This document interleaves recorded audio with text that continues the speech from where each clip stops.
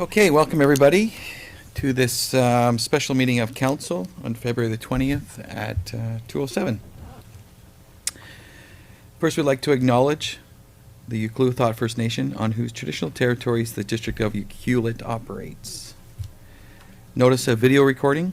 Audience members and delegates are advised that this proceeding is being video recorded and broadcast on YouTube. Any additions to the agenda? Okay, looking for the approval of the agenda? Excuse me? There will be additions to the agenda. I'm just posting them off now. It will be a report from the manager.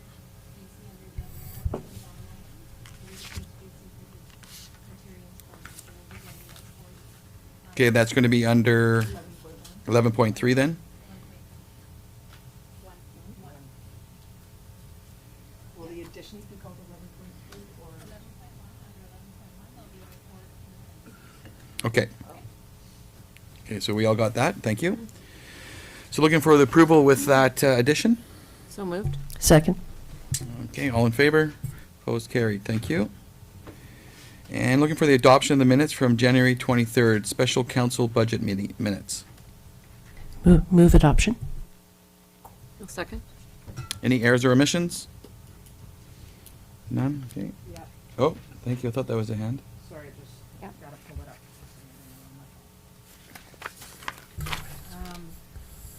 Page 4 of the minutes. Be on my mic, sorry. Page 4 of the minutes, under Donna's report, on the grant in aid budget. In the minutes, it says 40,000. Is it 40,000 or it's 20,000, correct? It's 20. It says 40 in the minutes. Also on page 5, just a typo, SCADA is spelt with a C, not a K. Okay. Mr. Boyce, did you have your hand up? Yeah. 11.5, small craft harbor budget has a small, there should be a word there, small budget. Or it's a continuation, I think it's a formatting issue. It's actually, small craft harbor budget has a small overall increase in general operating budget. So it's not two separate points. Page 7. Yeah. Okay. Okay, so are we okay with those couple additions and changes? All in favor? Opposed, carried. Thank you. Any unfinished business? None? Okay. I just have one announcement. It's regarding just changing a date. So I'd like to announce a change in date for the public presentation of the budget originally scheduled for April 16th. It is now being held at April 15th from 5 to 8 here at the Community Center. Members of the public are encouraged to attend, and we hope to see you all there on April 15th. Correspondence, we have one, Clayoquot Biosphere Trust request for budget support for Nest Initiative. So it was asked to be put forward to this meeting, and who would like to start? Councillor McEwen? Yes, this is a very big ask. They're looking for a $25,000 contribution for the following 2 budget years. And just wondering through the mayor to staff if there's a place in the budget that these funds could be found, or some portion of these funds could be found. Through the mayor, so there's not currently a spot for it in the budget, but we also are discussing a range of things today that are not all allocated. So it's something that we're looking for direction from council if it's something that's of interest to be considered in the budget. We have a series of things that were identified as higher priority versus lower priority items in the budget we discussed today. So we'd kind of like to get a sense of that from council today, and then we'll look to see how it fits in. And if we get down to the final decisions about the budget numbers, that would be integrated into that decision. Councillor Cole's got something. Are we able to make sort of a parking lot with a couple of these things in it Yeah. so that we don't lose track? Yeah. So this is obviously an important thing. Is that what Yeah. you're saying? Okay, we got lots of I guess. Yeah. Okay. Okay, so in principle, everybody likes this report and wants to support the CBT? In principle, just about where the money's coming from? Okay. In principle, I support CBT. My problem or my issue with it, I think, is I would love to see the NAST work more with people like the Res, because I feel it's like reinventing the wheel on these educational programs. So I think it's a more discussion that we need to have about this. But if we bring it all up as a block, it would be nice to talk about this. So I understand you're saying that we might be sort of duplicating some efforts and then missing out on some other opportunities Yeah. somewhere. That's sort of how I looked at the blanket of everything. Where are we Yeah. heavy and where could we? Yeah, I agree. I would like to talk about it as a Yeah. whole. I you know? agree, 100%. Same brain again today. I like it. Okay, perfect. Okay, public input in delegations and petitions, an opportunity for the public. Have any questions? Mr. Lyons? Nothing? Okay. And we're off to reports, 11.1, 2020 grants and aid and council contributions. Ms. Monteith, were you going to speak to it at all? My apologies, my report isn't attached to my copy either, so I think it's coming. Basically, what my report had said was that, thanking everybody for showing up last night. It was a really successful meeting, that everybody was able to have their 5 minutes to present their grant and aid or council contributions applications. And it talked a little bit about, just reiterated what the process was, what the application deadlines were, and the criteria under which you're going to be reviewing those applications today. And just for ease, we've got the grant and aid requests and the in-kind requests up on the screen, sort of a live, we can do it live, so it will calculate for you as we go. I think Mr. Boyson might also have something to add. Nothing specifically. I guess this can be a complicated process sometimes, and there's some tough decisions that have to be made. So there's a limit currently on the funds, but my suggestion is, I guess there's a first cut through the project list for council to look through and see what are the preferred first list, and then we'll see where the money lies at that point. So what's worked in the past is just simply going through them one by one, and we'll just kind of rattle through them. Again, what our maximum has been in the past is something that's come from council. So remember that isn't that's not a policy or anything. It's just a guideline that we've used in the past. Yes, we have some tough decisions, but we'll navigate through it. I know that I'm going to start it off here, and I'm going to make a request that we just look at yesterday's agenda. We do have the 17 requests before us, and I'm going to change the order up a little bit. I'm going to just start with the Scouts one here. I'm going to excuse myself on that one because I am a Scouter, and I'll just carry it over to perhaps Councillor McEwen can just chair it for a few minutes there. You guys can talk about that one, and then we'll get into the next one. Okay? Yeah. So we'll start it. Thank you.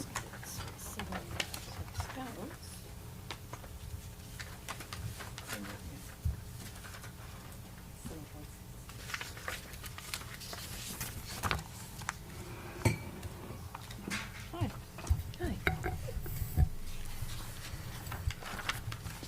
Okay, so the Scouts are asking for just, Easy one. yeah, it's just free meeting space. So having the space donated to them so that the Beavers, the Cubs, and the Scouts have a place to meet that is a safe and fun environment. I'll move that the grant and aid in kind for the Scouts is a go. Check. I'll second that. Any further discussion? All in favor? And carried. Thank you. Let me grab Mako. Okay. So we'll just indicate that on the screen there. So we have to go to the in-kind. There we go. Yeah. Yeah. It's just in-kind In-kind, so room it's the same donations. amount.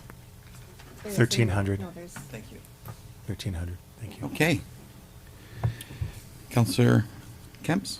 Would we be able to move to 7.5 as I have to recuse myself for that because Most it's certainly. chamber business? Thank you.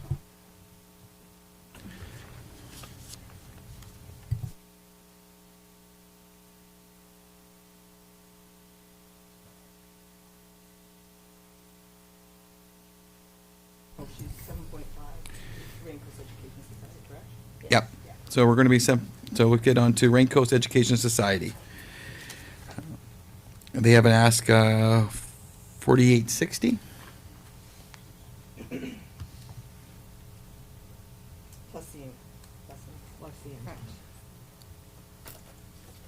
Correct. Just going through last night's notes here. So the ask was for $2,800 was going to go towards the operation of their bus for moving the students around to their various field events, and then $2,000 towards the support of the person. Any thoughts? Councillor McEwen? This is, I think, the second year that this is going to take place. And I would hate to see it stall out. I think it's an important program for the students, and Mark was quite entertaining last night as he described how Bamfield, which is where he lived for many years, the students would save up all year long to do one outing in the year, and these guys get to go to a whole range of places throughout the year, and I would hate to see this one stall out. So, I just want to make a statement here right now, as I heard something last night. Somebody said that Tofino caps all their individual grants and aid at $2,000. And I want to confirm that that was true, and just something for us to think about moving forward before I lose it off the top of my list, because it seemed like a lot of asks were quite large this year. And when you look at the whole number, and I'm not speaking specifically to this one, but quite a few of them were some fairly large numbers this year. So I don't know if that's something we want to look forward to in the future, maybe considering.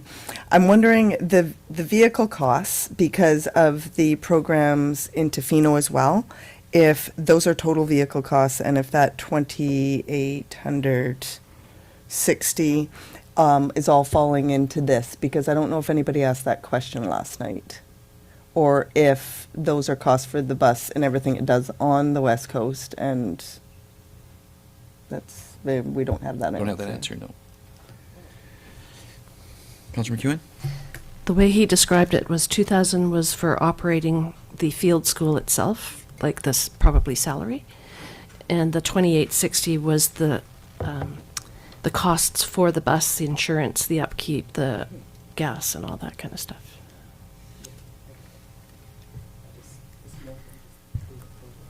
I believe the 2,000 was more for when they're doing a program that they need extras for. So if they're doing a kayaking thing, they have to rent kayaks. That is for that part. And I am interested in what Councillor Cole said about capping, because a quarter of our budget to a program that I think is brilliant and I love. Well, I would put 2,000 in there, and we can always revisit it. Yeah, I will move that. Sorry, is that 2,000 plus the in-kind? Plus the in-kind, Okay. yeah. Second. But we'll parking lot the extra. Rest. I'll second that. I already did. Okay, so all in favor of that one? Okay, perfect. Carried. Order, Mr. Mayor, I think it's just, I think we can basically just go through the list today. I don't need to make motions for Okay, every perfect. single Thank one. you. Thank I think you. we can just, you know, this process is not perfect, but it's just, it's Okay. the best way we can do it. I think you can just go through all the discussions and then make the motions to agree at the end. Okay, I like that. Yeah. Maybe we should just do all the in-kind ones first then. Yeah, in-kinds are easy. Yeah. Just grant them all and just move on. Can we do Toastmasters next, and then we'll excuse ourselves and then you guys can. That sounds great. Okay, so we'll move on to Toastmasters. Small town here. Really? Yeah. It's, there's no money. It's just income. But so is the, is it, no, I'm going to. Okay. I'm gonna, yeah. Okay, so we're, Dealing with yeah, Toastmasters. Okay.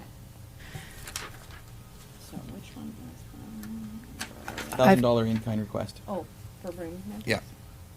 I find it interesting that of all of the in-kinds, they're the only ones that have a cost per head for people that attend. Yeah. It seems odd. I don't know the why for that. Is there a history on it? They left the room. They left the room. It's a meeting a month. It's a meeting a month, isn't it? I think it's weekly. I'm pretty sure it's weekly. She asked that question last night. You know, I'm supportive of that. The in-kinds are, for me, it's kind of a push, and I'm supportive of their request. I'm supportive. Okay. I'm supportive of it. We'll move that one? Yeah. Okay. Yep. Yes. And you can ask those two to come back in, please. That was quick.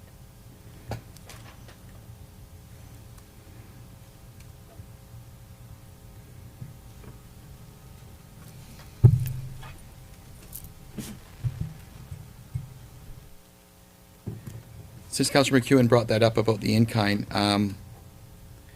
let's look at the in-kind. Is there anything you'd like to pull anything out of the in-kind? Let's look at that, because I don't have any objections to what I see in the in-kind at this point. And does anybody have anything, issues with the in-kind? No, it was none. No issues with the So we're in agreement? Okay, no motion. You give me in trouble. Question Yeah. to staff. Is that's assuming that there are no conflicts, right? That those spaces are available and can be booked, correct? So through the mayor, so, yeah, staff, we don't have in this process here where staff give our opinion on all of them. So council's listened to the applicants, and so there are some that involve some space issues that could be a potential concern, because we're such a busy facility here as well, and it's just becoming a bit of a concern, especially I think the Rain Coast Education Society one has some time that's in a very short period of time as well. And so there would have to be some flexibility from their part to be able to fit in with the schedules, which during our prime times of, from mid-afternoon till late in the evenings, you can see our day is like at the facility here. Was there any other concerns? Sure. Yeah, go please. ahead. Yeah, please. Please. You have to go to the microphone.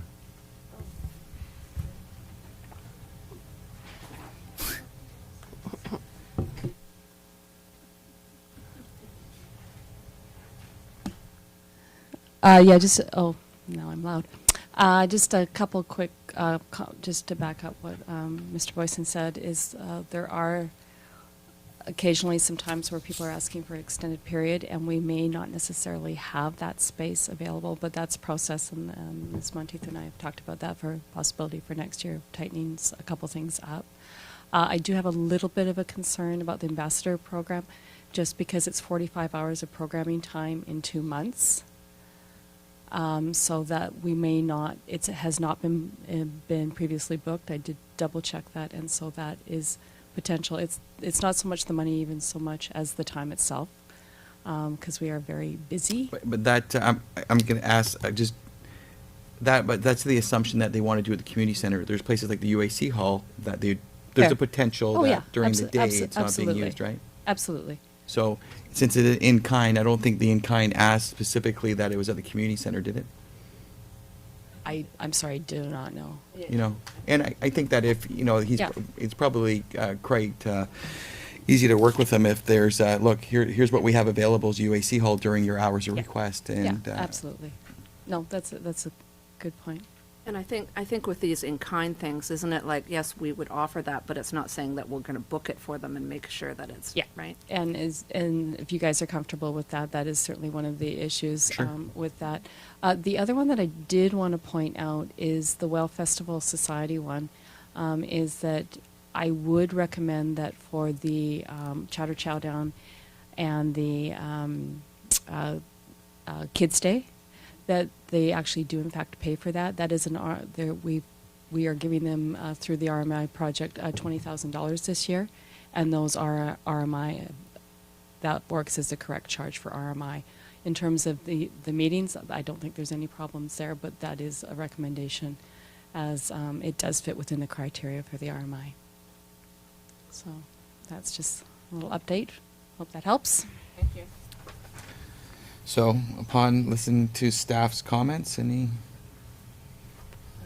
Through the mayor, I just have one Yeah. quick comment. It's just that the request was for the George Fraser Room for that in-kind support. So I think we just, on the condition that they could be flexible with the room, we just can't guarantee the space. It's a very high demand. I think that's something we can all agree to. They should all be that way. Yeah, Really, there you go, but Work with us. we're limited. It's popular.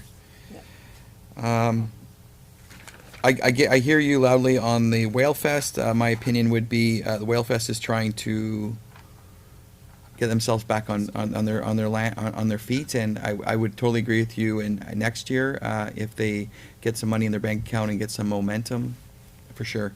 For me, this year, I think it's important that we support that group, and hopefully they become independent.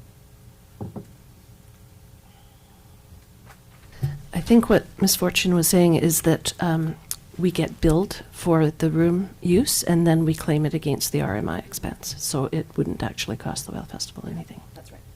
That's what she meant. So it shouldn't be on here? No, it is. yeah.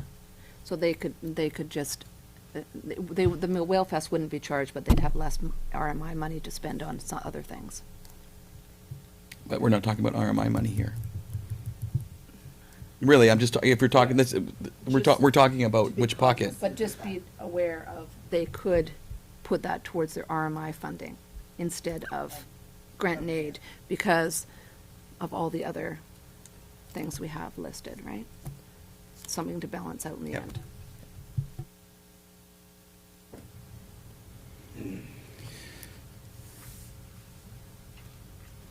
So that is to say, although it is just space, that the charge for the space may take away, the theoretical charge for the space would take away from what they could possibly be spending on something else. Which would go back to my point of, let's trying to support them for 2020, and when they come back and work with them, and hopefully they get the message of, this is about supporting them, and hopefully this is not an ask next year that they're using RMI funds, et cetera, to pay for the space. I think it's a conversation while we wash this part out, Okay. is to get maybe are we gonna be talking about RMI at all today? So I think that would be good to have some kind of clarification on what RMI is and what you could bill to RMI, and then that would kind of flush everything out in our heads. We better order dinner.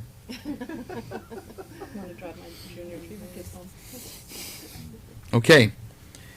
In-kind contributions. Anything else anybody like to pull out, or if there's any other comments from staff? Okay. Other in-kind? Yeah, it's on the in-kind, yeah. Or any comments in general? Well, there's the Child Care Society. Yeah. Big and straight up. Okay. And my question we are all over the map with this. Well, right? what is Okay. what it is. So, we're all over the map. The Child Care Society one, should that be in the grants and aid category of when we're talking about if it's rent? Is that a grants and aid question?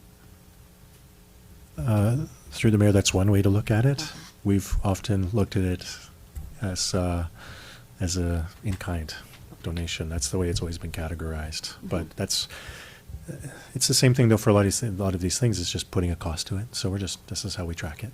Yeah. Previously, it used to be in the top box, and then it got moved to an in-kind. The bottom. So it's obviously not part of what we have that we're considering allocating as funds so it's not going to read on there anyways. It is in a separate box. Ms. Monteith could speak to that, but end of the day, the in-kinds do come out of our council contributions, correct? So there is a calculation for this. So at the end of the day, there's 44.7 when she does her year. May, you can speak to it, Ms. Monteith. Through the mayor, so the total amount of in-kind asks this year, including the child care center, is the 44,778. And although no actual physical cash changes hands, what it does is it prevents revenue coming in because those spaces are not available. So I just do a journal entry from council contributions over to the recreation program to account for it at year end because they have to be recorded. And as it stands right now, it is the total is slightly under budget from what you approved in the 5-year financial plan last year. But yes, the child care center would take up, three quarters of it if it was a topic of discussion at all. I don't think it is. I think it's just, It's a no-brainer, yeah. but there is a calculation to it. There is something to it, yeah. Yes, it's not free. It feels free, but it's not in kind. We should come up with a new word next year. Okay, Totally support. we'll get through this together. Thank you. And, okay, we'll back to, The historical society is the same. yeah, within the in-kinds, there's any of the other in-kinds someone would like to question or pull out, or are we okay with the way the rest of the block is? I'm okay with all the Okay. kinds, yeah. Okay, perfect. We can cross that one off. Councillor McEwen, did you have some? Okay. Okay, so let's get back into some of these other organizations. I think we wanted to go line by line. I'm just going to go up the way that they're presented to us, right there. Can you go up to the top section of your page? On the Granton. Yeah, not the in-kind, right, the other half. There we go, thank you. I don't know if that was missed, but this is the first time the Army and Navy has not made a request. Because you know why? Because they're doing it. Love it. I'd like to say that just because I don't see you guys doesn't mean that Friday nights are not busy at the Army and Navy. I'll be there this Friday if y'all want to come out. Donna, Okay, well, I just really, Miss Monteith. something to be noted and actually to thank that organization that they could have made an ask and that they're independent, and that's the whole point of this process, is to help groups that are having a bit of a financial difficulty and pushing them over the top. Right. Okay, talking about financial, CBT, they have a $1,000 request.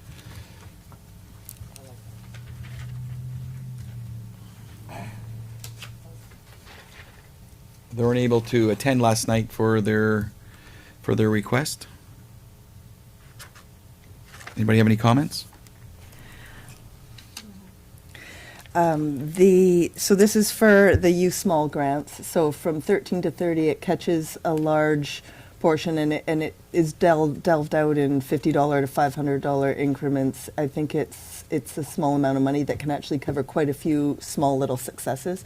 I'm in favor of the CBT on 7.8.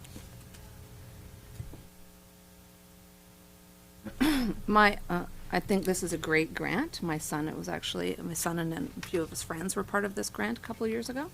My question is if someone could explain to me, and I wish they were there last night to be able to explain to me, is they're an endowment fund, and CBT is great and all they do. I just don't think I properly understand it. If it's an endowment fund and they have all this money in the, I'm going to be very brash here, but if they have this money set aside, then how come they aren't standing on their feet to be able to keep this going?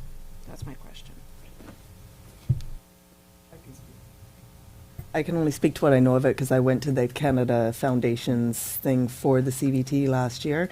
And like many foundations, we're lucky because we have the endowment, but that is targeted and specialized in certain things, just like most grants. Certain things can only be covered by certain things, and they have to show certain amount of initiatives and gathering funds from other places and applying for other things. So they bring things in and they put things out. And so it's this constant get more, give more thing. And I think this is just one of the small things that keeps us part of giving back to them. It to distribute. Yeah, I know it's very confusing because it does go both ways. Why are they looking for things if they're always the ones giving things out?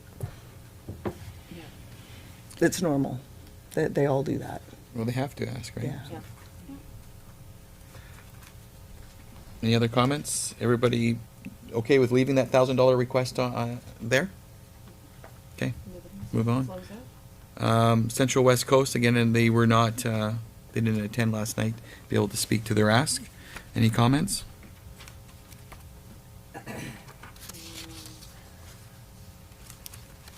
So I have a comment on it. Did you have an opportunity to see about the ACRD and the portion that we have for their ask to them, how that affects us, if at all? Through the mayor, I did look at the draft financial plan for the ACRD this morning. It's over 200 pages long, so it'd be a very short answer in that part of the funds that we pay the ACRD, that we collect taxes for on residents' behalf and hand off to the ACRD, there's just under $10,000 that we do remit to the ACRD for their grant and aid program. So some of the funds, it's not detailed in the report that I was looking at. It's just a one-liner. So certainly some of the grants that they would be giving out, probably from their perspective, would cover some residents of the district of Equalit. So I will add to this then that I spent all that money yesterday, that we'll be giving this year the same amount. So I just want everybody to understand that when we found out that $3,500 that they were going to the ACRD for, and then they were asking from us and asking from Tofino. Tofino said no to their part. We said yes to our part, which was $1,500, I believe. And that was backyard cleanup. Yes. Yeah. This one's different, right? So this asks to us, the 3,500, I think I just don't want you to confuse the two asks, because the Central West Coast asked ACRD, and the conversation we had was regarding the back road cleanup. Yep. And this one's regarding an education regarding hosting a bat box building workshop, which, to be quite honest, I've never heard of that before in the Okay. area of bats. Right? Don't touch them, the bats, or is that what you're talking about, or that's something else? So I think Central West Coast, of course, is another great, I Yep. mean, this is why it's so difficult, right? But I think we have to really look at how many people that this is going to, how many people they're gonna have attend these things. Also, the Wild Pacific Trail Society said yesterday that they're going to do something with, like a bat education workshop as well, so I think it would be good to bring those people together and Yep. maybe look at that, but I'd still say it for you. I've got Support it this crossed as off well. in a no on my Yeah. list here. Yeah. So personally, if anybody else supports that, yeah. Okay, I'll just read the $3,500 that we are paying a portion of the money that went to goes to the ACRD. A portion of that is being allocated to the $3,500 that they are asking for. Watersheds within the ACRD have been negatively impacted by past logging practices in road building and infrastructure. CWFS provides restoration efforts aiming at restoring ecosystem health within these watersheds. Efforts have shown an increased Pacific salmon population, degraded watersheds. The CA restoration crew is composed of local residents from Tofino, Ucluelet, Toloquita House at Heshquit, Toquart, and Ucluelet Nations, and that they're using their money for that. That's what the $3,500 is. but you're still talking about the ACRD? Yes, correct. Okay. So we're paying a portion of that already For through a them. different event, correct? Yes, we are. Well, yes, we're already supporting This is, that. yeah, We're supporting that, yes, that's what she's. we're supporting it, yes. Yes. And this here is about whether we support a bat building program, and I don't. Councillor McEwen? I feel the same way. It's only serving maybe 20 people, and I think some of the other priorities are a little higher. So we'll cross that one off, low-hanging fruit one. So we'll go on to the next one if you don't mind, if you guys are okay. Food Bank and the Edge, I believe we're 100% supportive of that one. So we'll go to the next one. Pacific Rim Art Society. Oh, Oh, I have a question.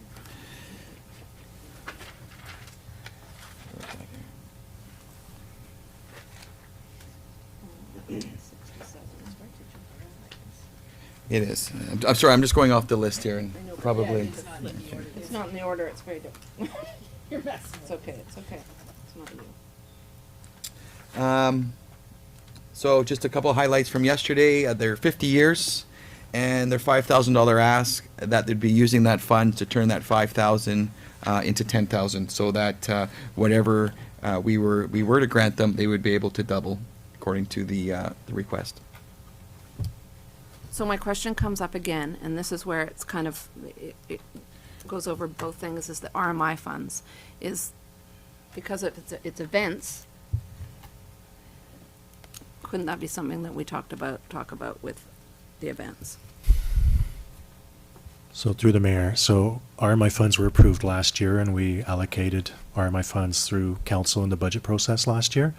So we sometimes have money that does come up, that because some projects become in at a lower cost, there's some flexible funds.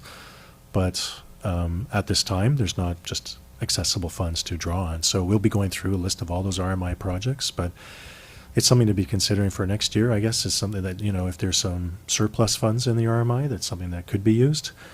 That's all we can provide on that information for now.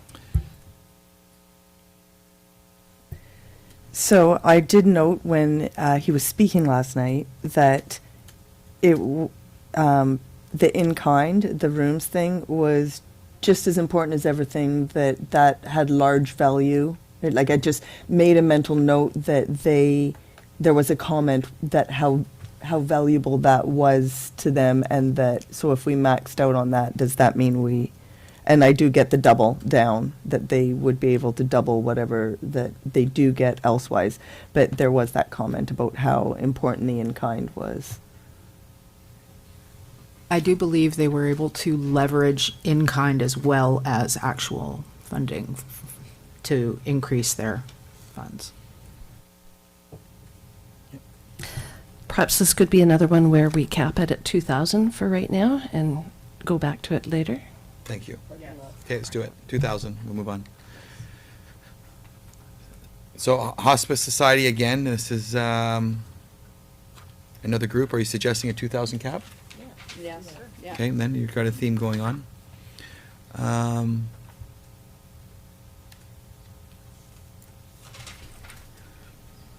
I just want to say something on the record, that when it comes to grief counseling, particularly for youth, that is so needed in this community. I've seen too many fall through those cracks, and the damage is long-term. So while I totally agree with the 2,000 cap possible returning later, I just want that stated.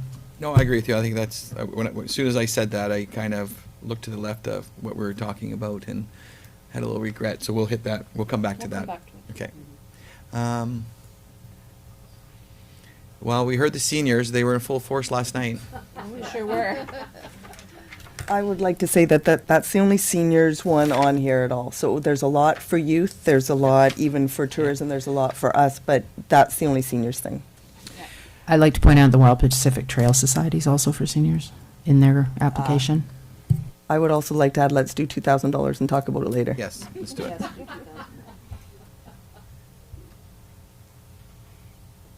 Look at that. Surf Rider, no ass this year. There's a couple no ass, and we have to acknowledge that. Junior Rangers, I'm very supportive of the Yeah. 500. Give it. Check. Since you're going on the 2000 theme, I think Yuki Market Society, it's a very, yeah. Oh, I just want to comment, I'm pretty sure last year when we granted them that, the $2,500, we said that we were supportive of them getting their coordinator for this past year, but that we wanted them to look elsewhere for the coming years. And that this is the coming year. We wanted them to look elsewhere to find that funding for their coordinator. I think that's our wish for all of them, though, that everybody goes away from the nest and has their own, grows, you know, their own. And we have to also note that there's probably half a dozen here that didn't come back. So Yeah. let's be optimistic that that maybe next year they have a good turnout. I would say $2,000 and not park it, because there's going, that other $500 could easily go into one of the other things, which I would rather throw the money at than. Okay, thank you. We were moving along here. I think the scholarship we're fully in support of. I always thought it's a bit low, but we'll keep going. West Coast Resource Society. You know, I'm going to say 2,000 again. On that one, Margaret was quite clear that, you know, this is her high ask, and she'll be happy with whatever we're able to contribute to. I will add, I did get an email from her to add to something she forgot to say last night. Thank you. One sec, stand by here. We're jumping around. I would have had it ready.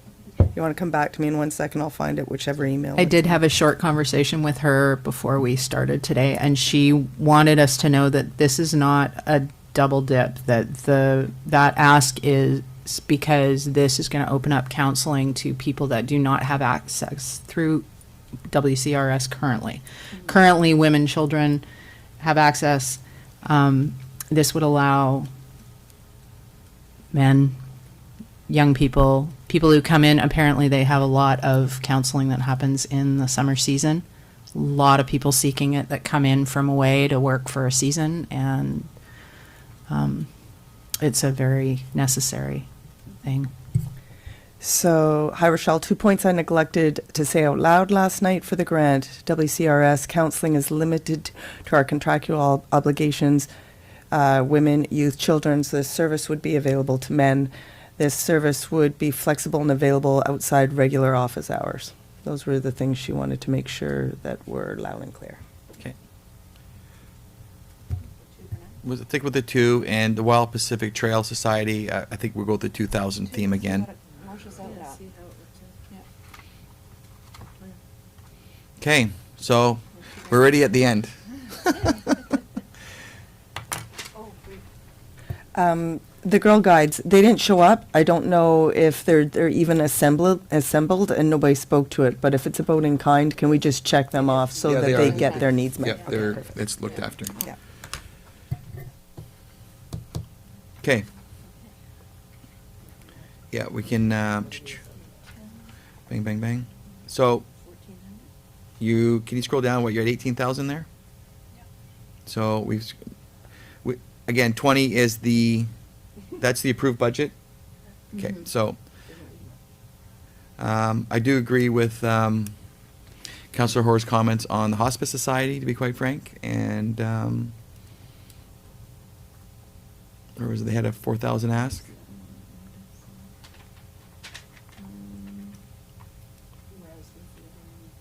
So put that at 3. And the seniors. Put the hospice at 3. Seniors, the Trail, West Coast Resource Society, and Seniors, yeah. The seniors in the hospice, I'd split the Seniors in difference. hospice. Honestly, the Well We just Pacific split Trail it. is they have a very healthy fund, so 1,000 to each of those. Seniors? Seniors and the Hospice. hospice.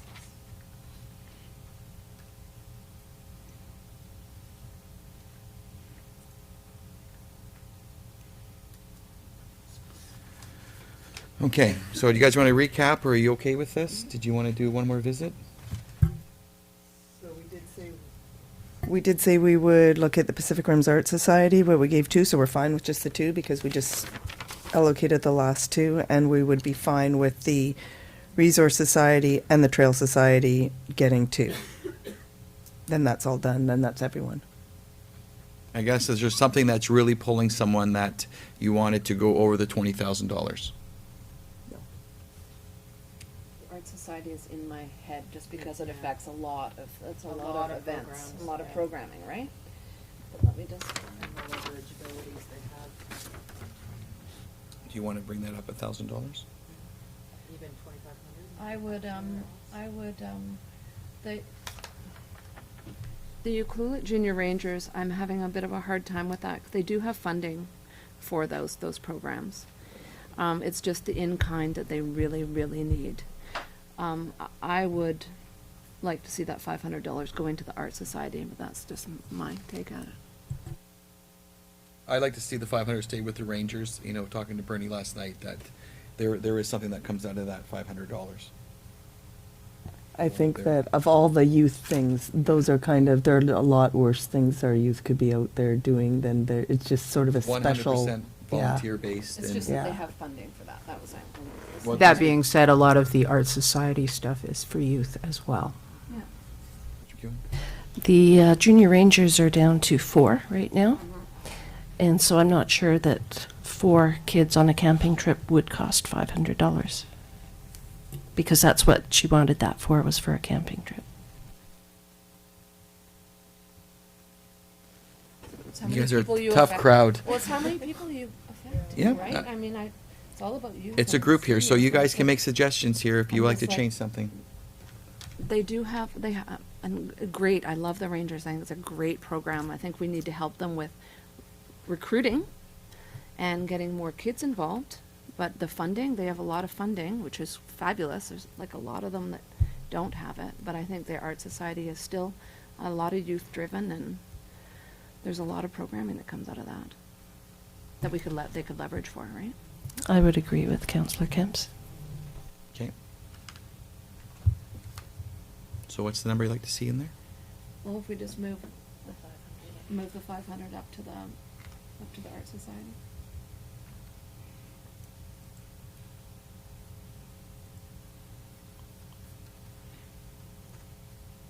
That brings it to half their ask. Yeah, sure, okay.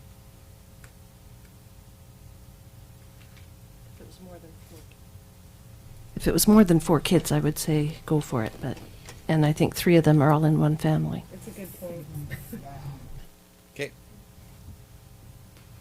So the other one that's taken a big hit of the ass that's never come before us is the Rain Coast Education Society. Almost everybody's every child in the school system is using that service. Do you have it in your hearts to give them another 500? Are you guys sticking at 2,000? I think too, because it fits with the actual programming and as far as their bus and how they, and that should be split with. It was my one last yeah. ditch effort. Let's try. Is there any other changes on there?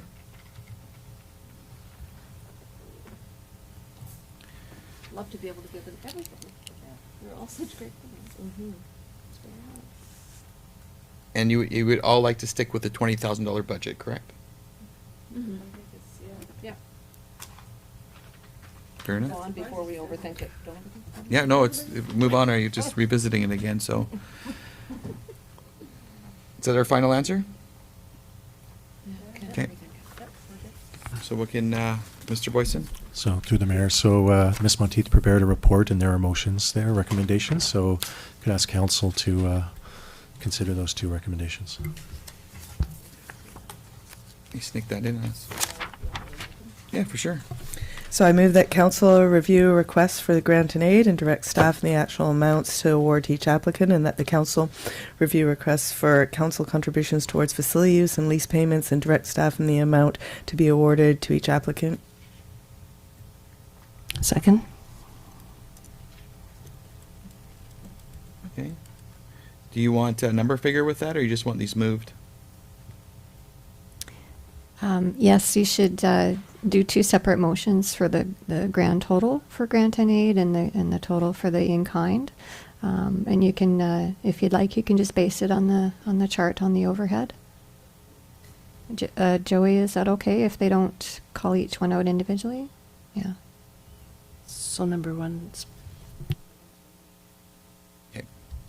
So all in favor? Perfect. And number 2?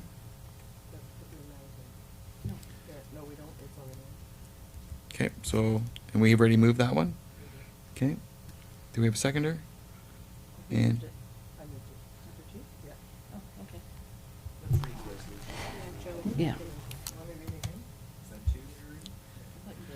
two. She read 1 and 2. Yeah, I read them both. She was quick. And Joey asked for totals on it. Yeah. You got the totals, okay? So the totals will stay the same. Yeah. Obviously, the $20,000. And the 36,285. Oh, no, 44,788.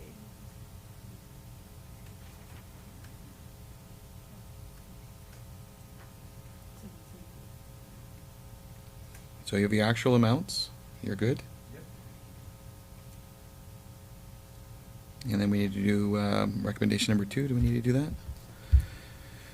I think we've done it. She did, she read. Okay. So a seconder? Second. Okay, all in favor? Okay, opposed, carried. Thank you. No. Okay, whoa, do you need a break after that one? Just roll. Be good. Okay, thank you for bearing with us there, you guys. So, may I ask at what point do we consider, Well- future, the $2,000 cap, we talk about that, will that be on someone's radar to talk about in the future, if that's something we want to consider a cap? Not that I say it has to be $2,000, but it certainly would have worked well in this situation. Not everybody would have got what they wanted, really. I don't know where that falls in the world of how we do things or when we do them.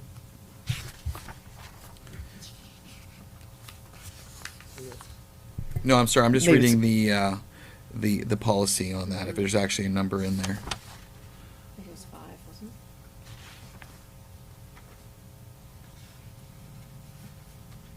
There's no limit in the policy, is there? Okay. No, through the mayor, so there's no limit, so, and it's something that could be brought up at the March meeting. So when we do our budget meeting, it's still within the budget discussions, because then you're setting your budget, you know, this is your budget for this year, but you could bring it up and then staff could consider that as we could allocate that into the budgets for future year. But it could be, if you're limiting it per applicant like that, though, I think we might want to look at putting it to a policy and bringing a staff report forward. Sounds like there's an appetite for that, and I'd also like to just state that we should probably be bringing that maximum up annually as well. You know, everything else we do goes up 2 or 5% or whatever, so I think that this needs to be reflective as that. If we can't go 20,000 for the next 10 years and think it's okay. Are we all right with that? Okay. What else we need to do here? So we're going to be getting into, so that grants and aid is done.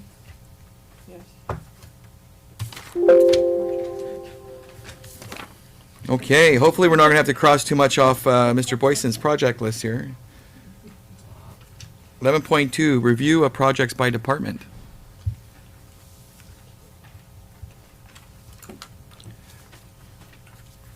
Start. Sure.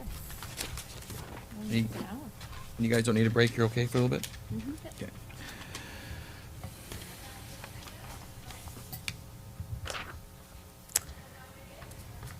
Okay. Joey, if you could just advance the slide. Oh, I'm sorry. Apparently we have our own clicker. Okay, so first of all, I just want to clear up one little thing. I got ahead of myself at the last meeting, and I kept saying to you, oh, February 20th, we're going to talk about operations and see some actuals, but I was ahead of myself by one meeting. That is actually the next meeting, which is March the 12th. So today, in fact, we are only talking about, and not only, we are talking about a lot of projects today. We did some in the last meeting with water and sewer, but today we'll be reviewing planning and Parks and Rec, fire, emergency services, small craft harbor, corporate services and finance, as well as a whole bunch of public realm projects that we have proposed or on the go. Our next meeting will be a full draft of the 5-year financial plan, along with some actuals that are going to be handed in to the auditing team later in March, as well as some maybe taxation implications as well that you might need to make some decisions on. Like to say the managers were working pretty hard while I was away for a week, producing a pretty comprehensive slideshow today. So they've done a fantastic job, and they're really making it look pretty easy for me to sit here today. So with that, I think I'm going to turn it over to our CAO, Mr. Boyson. He's going to start it off by talking about some public realm projects. Thank you, Ms. Monteith. So, yes, we have an extensive slide deck here for council to go through. I just want to start by saying that, you know, we're covering a lot of existing projects. We've covered some new projects as well. Council and myself, we met individually in the fall as well and talked about some ideas about things that council was thinking that could be considered for this budget process. So we did our best to include those in here as well. We're always keeping in mind the strategic plan and what was council's trying to achieve this year, their term. And so I've tried to make a little handy indicator for you, which is a landmark in our town. So you'll see this little image pop up when you see strategic plan related projects. So you'll see that that'll be all the components of the strategic plan are generally addressed through this budget. And so the plan moving forward is, for the most part, is all included in today's discussion. And one of the key things to mention is just that this is the proposed budget. I mean, we're asking a couple of requests from council to make some motions at the end of the day, that one's required for a grant and one's for another project we want to move forward on. Otherwise, these are all in the proposal stages. Like, there's some things we're updating you on for sure on positive projects that were completed last year. But everything else is a part of this overall budget discussion and figuring out where we're going to be at the end when we get to March and present to you. What we'd like to get from you today is some indication if there's some things that look like and not going in the right direction on, then we need to hear some of that feedback from you today. But you'll hear a lot of updates. And one of them is the public realm projects. And so all the projects that we're trying to do over the next couple of years, we're trying to make sure we'll be strategic about how we're going to implement these projects. And so I've listed up here some of these larger ones that are multi-year projects.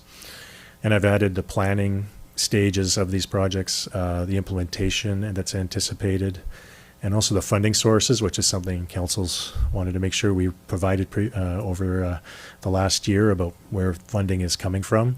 So this is just general guidelines, and we'll have more specifics in some slides here. But GT is gas tax funding that we received each year is through provincial federal funding. The RMI funding, as you're all aware of, grants could be a range of different grants. And then the community forest funds is something that we'll go over a summary at the end of the presentation as well. I'd also recommend a break. Please let me know when you'd like to do that, but at some point I'm sure you'll like to have a break. So I'd like to introduce Dan Todd from Urban Systems as well, and he's going to come up and speak to a couple of projects. Dan is Urban Systems, and Dan's the lead project manager for them, for our projects with the district. Last year and during this budget process, we identified that if we're going to try to do everything we want to do, we needed to hire a company that we need to work with to be able to move them all forward with the existing workloads on staff. Pardon me. And so Dan and his team at Urban Systems, they have teams of engineers and planners and transportation consultants and all kinds of different things that have been helping us out in these projects. So I'm going to ask Dan to come and just show his face a little bit to council, and then he'll go over a couple of the projects as well that are on the first couple of ones on the list there. So pass it over to Dan. Yeah, thank you. Thank you, Mr. Boyson. Yeah, my name is Dan Todd, so I'm a civil engineer with Urban Systems. And as Mark mentioned, we have the contract to support with public realm projects. I'm not necessarily the brains behind the operation. I'm supported by a pretty robust team of, like Mr. Boyson mentioned, engineers, transportation planners, landscape architects, and much more. But I have the privilege of presenting a couple of the projects here today, and yeah, I'll actually defer to Mr. Boyson for some of the budgetary pieces, but I'll give a brief overview of three of the projects. So the first one is Village Green, or the downtown core. So the objective of this project is to create a gathering space at Village Green, or a community core gathering space that can be used by the community or visitors. So we're currently in the process of preparing a master plan for this area, which would essentially create the vision for Village Green.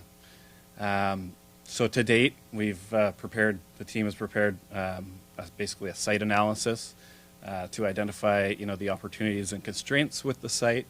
And there has been some engagement that took place previously that identified, I guess, some of the program elements for the space. We also recently in December went to the public and did a public open house. I know many of you attended to present really the not necessarily concept options, but really looking at the site analysis and really reconfirming the program elements for the space. It was a great turnout. I think we got lots of really good feedback on the project. Moving forward, we're in the process of taking that the public house engagement feedback and identifying a preferred concept to move forward with for the master plan, and then creating an implementation strategy that would be phased that could align with, I guess, the budget moving forward. Yeah, and I could just speak quickly to just the format that I've used here for several of the projects is that the allocated funds initially were council approved last year, and that was before we went out to tender the work and move forward with the estimate. So we just to review these numbers and make sure we're being held accountable to what we asked council for previously was the $225,000 was for the initial design phase. You see the design project cost there was actually what the estimate for the work was for Urban Systems to do for us. And they're about halfway through that project work, so that's been invoiced to date. But we've also listed that money that's been set aside for implementation down the road, and this is not necessarily the funds that cover the costs, but these are the funds that RMI funds have been allocated. Quite often they're RMI funds for the first several projects. And these would be used in combination with grants likely in order to make everything work. One thing to add is just we've got 2 circles here for the phasing of these projects because the feedback was about some comments that were received about that were supportive about transitioning to a car-free zone in front of the municipal office there, but that has to be more of a longer-term approach and discussed more with council about and the community as well about what that means actually to make that sort of change. The longer circle there along the side of Zoe's and where our playground is, it's currently very busy right next to the municipal parking area. That's the area that we'd probably look at addressing first, and we'd be looking to move forward on even potentially later on this year if future updates to council would be coming to approve that work. But we're figuring that we could initiate that work and then do the phase 2 work afterwards once we have a better understanding about whether or not it's a car-free zone or not in that area. Fish trucks is a big part of that discussion, and transportation of those trucks.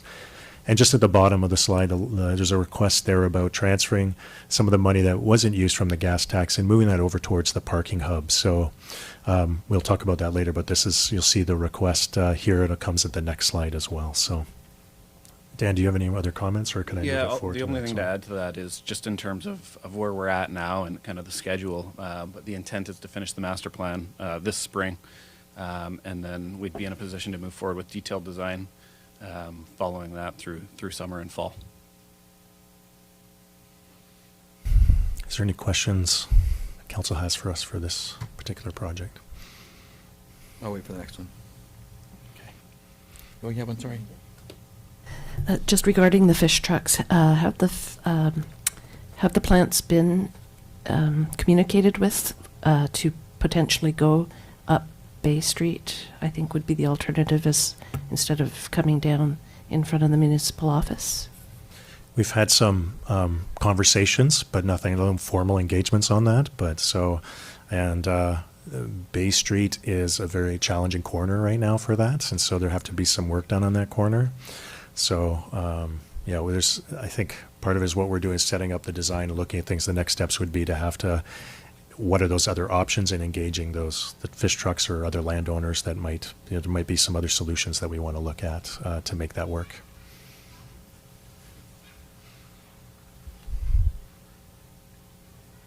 Any other questions I can answer for this particular project?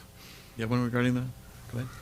No, I'm just thinking as far as the other options that could be looked at, I'm wondering if there's a possibility, instead of going up and then down on Peninsula, if, I guess that's what's the Eagle's Nest? I guess it's still called the Eagle's Nest. Like going that low way and coming out in where the Canadian Princess used to be and staying low, if that would be an option, and probably not, because it's probably people's land. I think your answers will be when we get to the next one regarding Peninsula Road. We can dive into that. Yeah, there could be some other options, but they might require some confidential conversations about land. So we'd have to do that in a separate meeting. Okay, I'll move on to the next slide here. Yeah, so the next project is Peninsula Road. And the objective of this project is really to enhance the Peninsula Road corridor. I think what's shown on the map is, I think it's Marine Drive to Forbes. And really, like, the vision is to enhance this in multiple ways. The first being, mobility, enhancing mobility from pedestrians to cyclists to vehicles, improving safety. I think you probably all are aware, there's some areas that, don't provide the most safe environments for pedestrians, and there's room for improvement. And then the other one is really just beautification of the corridor. So we're currently at the stage of preparing a conceptual design for the corridor. And we're, I think, at the most critical stage, which is identifying the cross sections that would be applied throughout the various sections of the corridor. So in the map on the screen, there are three different, key areas identified. Each could have a different cross section. And when I speak about cross sections, really I'm just talking about the elements that make up the roads. So whether it's sidewalks, boulevards, cycling lanes, parking lanes, and vehicle travel lanes, and what the allocation of space is for each of those different elements. And we went out to the community to get feedback on the various cross sections. And again, it was, I think there was a lot of really great feedback, which I'd be happy to share with you if you're interested. But we're at the stage now where we're taking that feedback and trying to really refine what those cross sections will look like in the various areas, and really ensuring that what the desired cross section is can fit in reality within the road right of way or allocation, which ranges from say 20 meters to 24 meters in width, which, to be honest, is not a lot of space to fit in all those really great cross sectional elements. So the next step is, really refine those cross sections and then create the concept design in a plan view that would really guide the detailed design stage of the project. So the concept design should be completed this spring, with the opportunity to move into detailed design immediately following. And so I could just add a couple of other comments. There's an italics there about a draft plan and engage the province. So this is a little different than the other project, is that we'd be looking for the portions that are within provincial jurisdiction. This road is to engage them then, and that's when they asked for us to connect with them, and Urban Systems has some excellent experience with the province as well and working with them.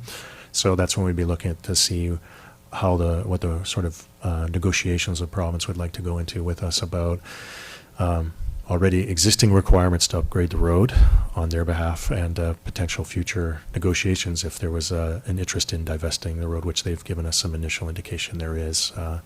And if that's of interest to council, that would be coming down the road for a decision. And the other part is then again, there's a recommended $75,000 again for additional funds we set aside for this. We allocated $200,000, but recommending that 75 of that be put towards the parking hub, which will be the next project we talk about.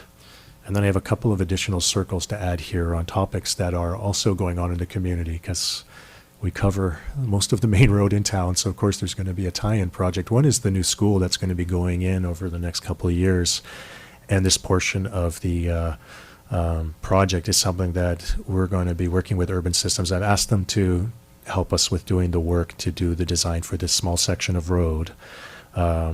so that we can make sure that this intersection and the entranceway to the new school is there's a preferred design coming from us, what we'd like to see, and that would include a safe crosswalk over to Larch Road as well. That's something that we could move sooner on as well, but we could move forward on a design for this small space here, get Urban Systems to help us on that, and then also then work with the school district and talk about how they can help us with that project. If we make sure we have a plan in place and show them what we want, this improves the chances of being able to get some support on that project while they're doing their work on site. And then there's one more circle to add to that, Larch Road. So just to keep in mind that this is something that we were keeping, although we have many projects on the go, this area and the future of it is a corridor.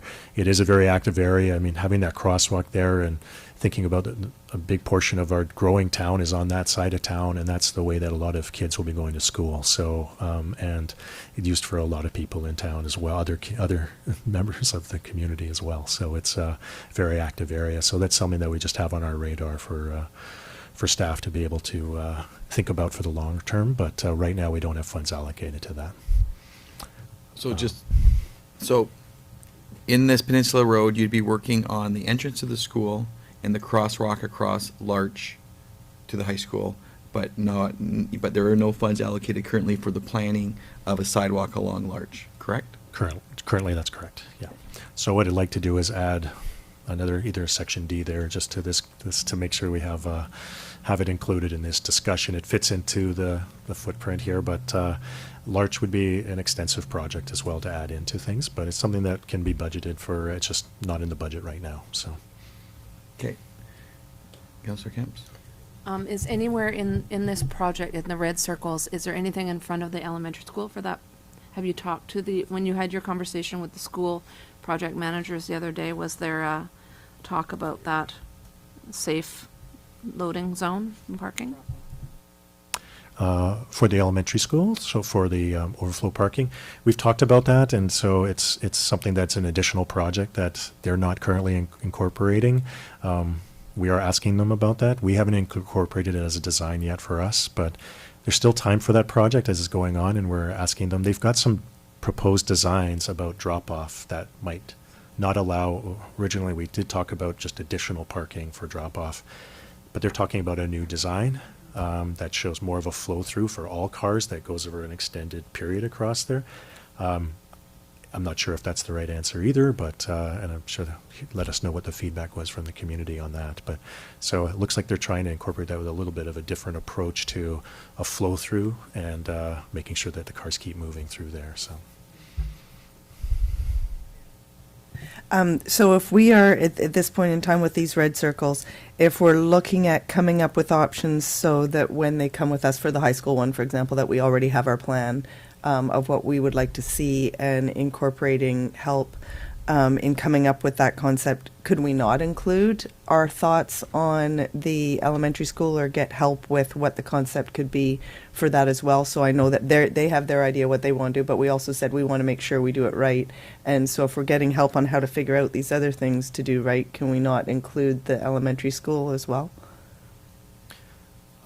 Sorry, just to clarify, so you mean to add comments about what they're doing on the elementary school or in the parking area?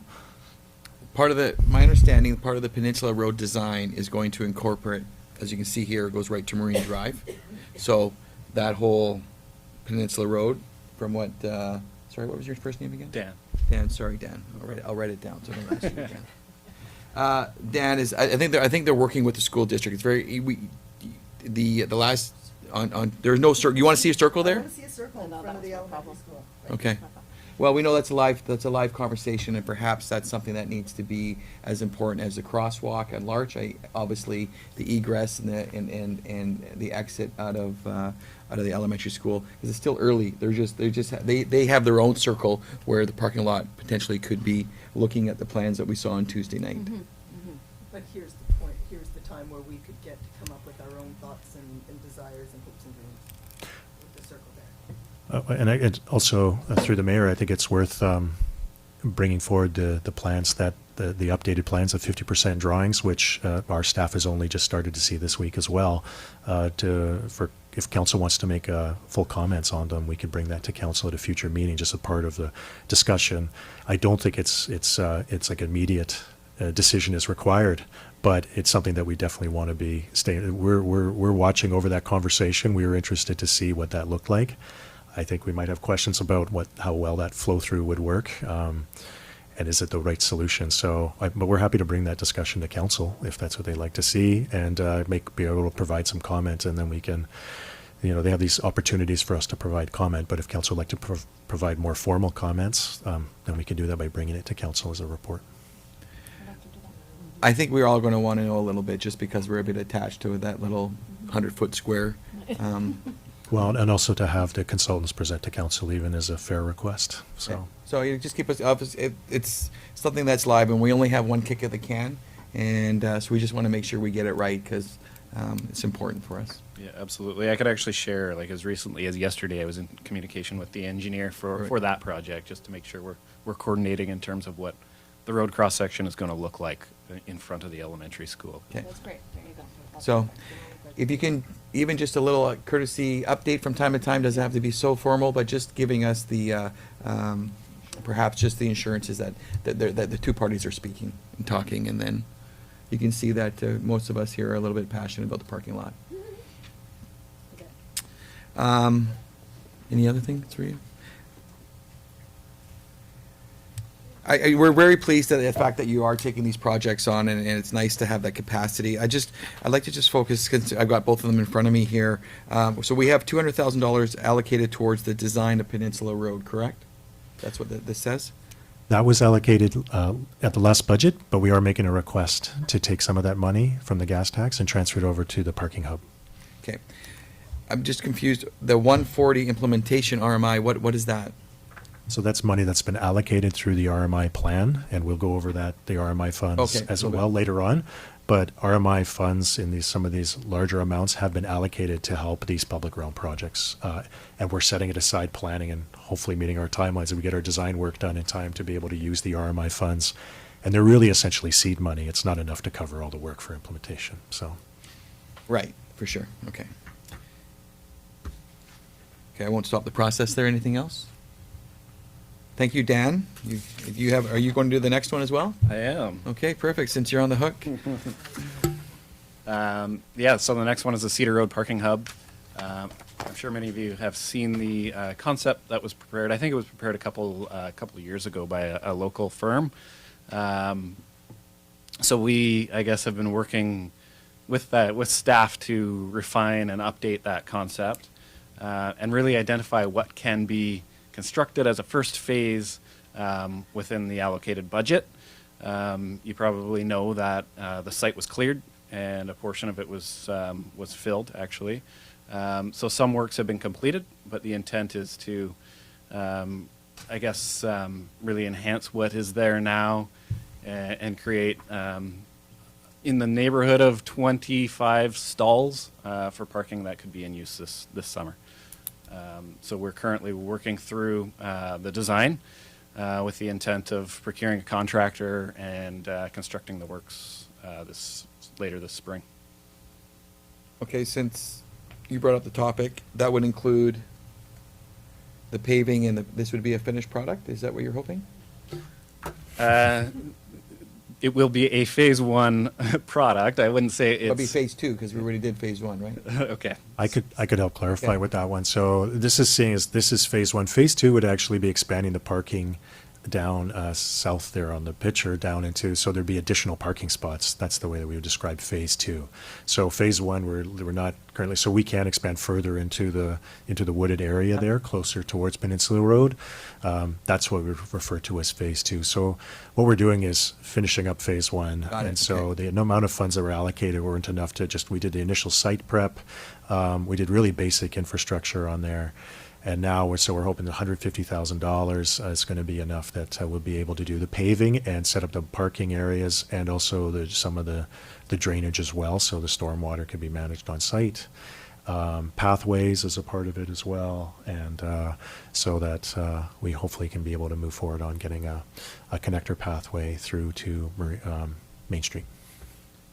Councillor Hoare. There's speaking about pathways, there's no connector path on this one up to Peninsula currently? No? Currently, there is not. No. With the new brewery, there's already a lot of parking issues going on. And I'm just thinking it would be really great to see a connector path in phase one. It's a difficult location for a connector path. There was some discussions of, we were hoping to have something to the far left of the property in your picture there to be able to connect through, but we currently don't have an agreement in place for that. It's an open space right now, but it's not actually designated as a municipal right-of-way. We are working on that, and we recognize the impacts the brewery is having in that area. And we're also having discussions with the co-op to just talk about helping with solutions, because it's something that we're talking about for parking in the whole area, the whole downtown core. Councillor McEwen? Thank you. And there were plans to move the washroom down here that's currently up at Forbes Field. Is that going to be in phase one? Through the mayor, we looked at the options for that, and it is quite an expensive move, despite it's the benefit of using an older facility as something that's used, that we could move down there and connect up with the sewer line, and to have a sewer line in there, and the facilities and lighting and everything like that significantly adds to the costs.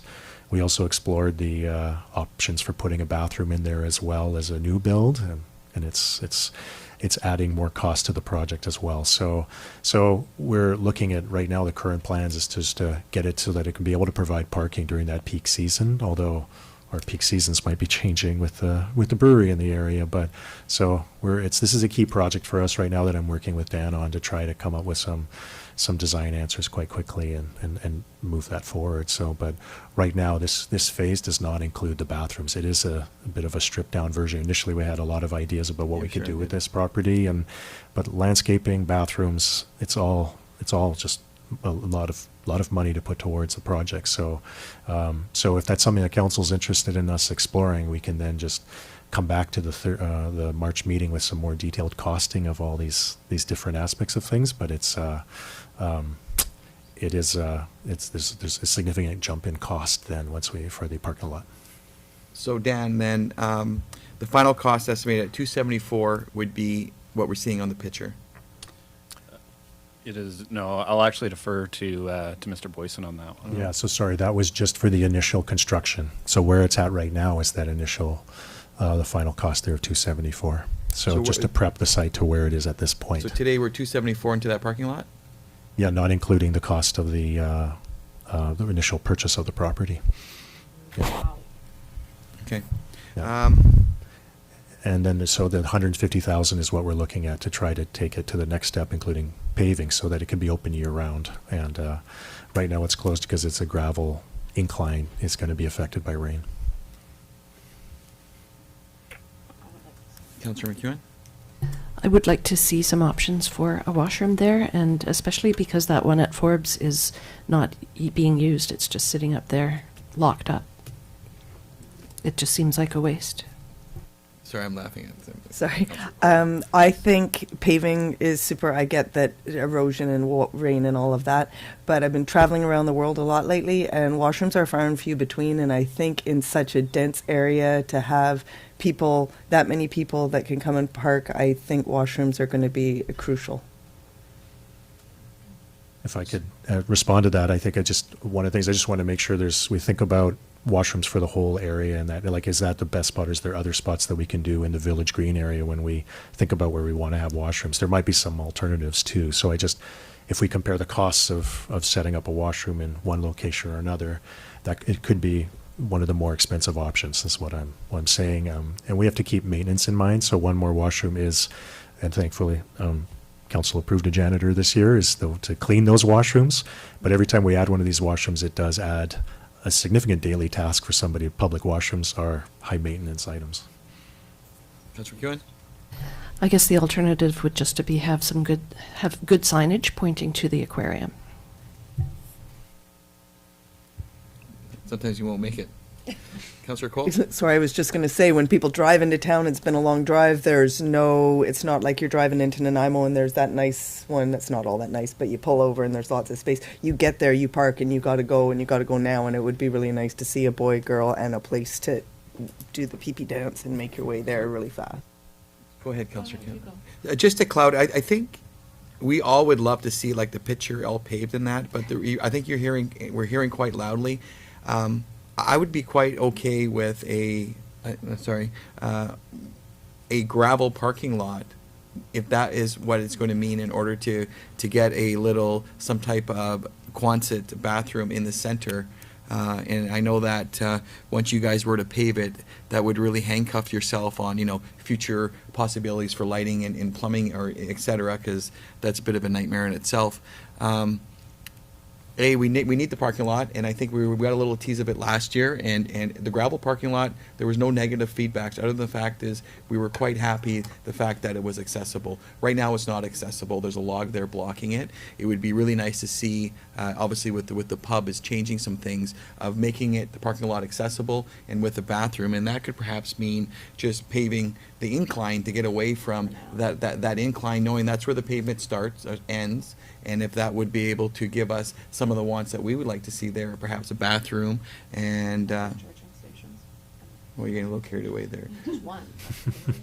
Actually, that's one of the options we're looking at in order to fit it in. So we're working with Dan, and that might be the reality. Is actually that's what we have to do. And it still won't leave a lot of money left for the bathroom, but some version of the bathroom, I think we have to.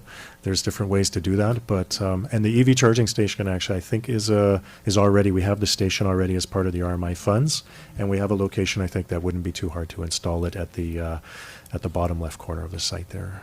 So we kind of need to have the parking lot open, and I think we're okay with gravel and just a bit of a bathroom, or at least knowing where one's coming. Councillor Horry, you had something?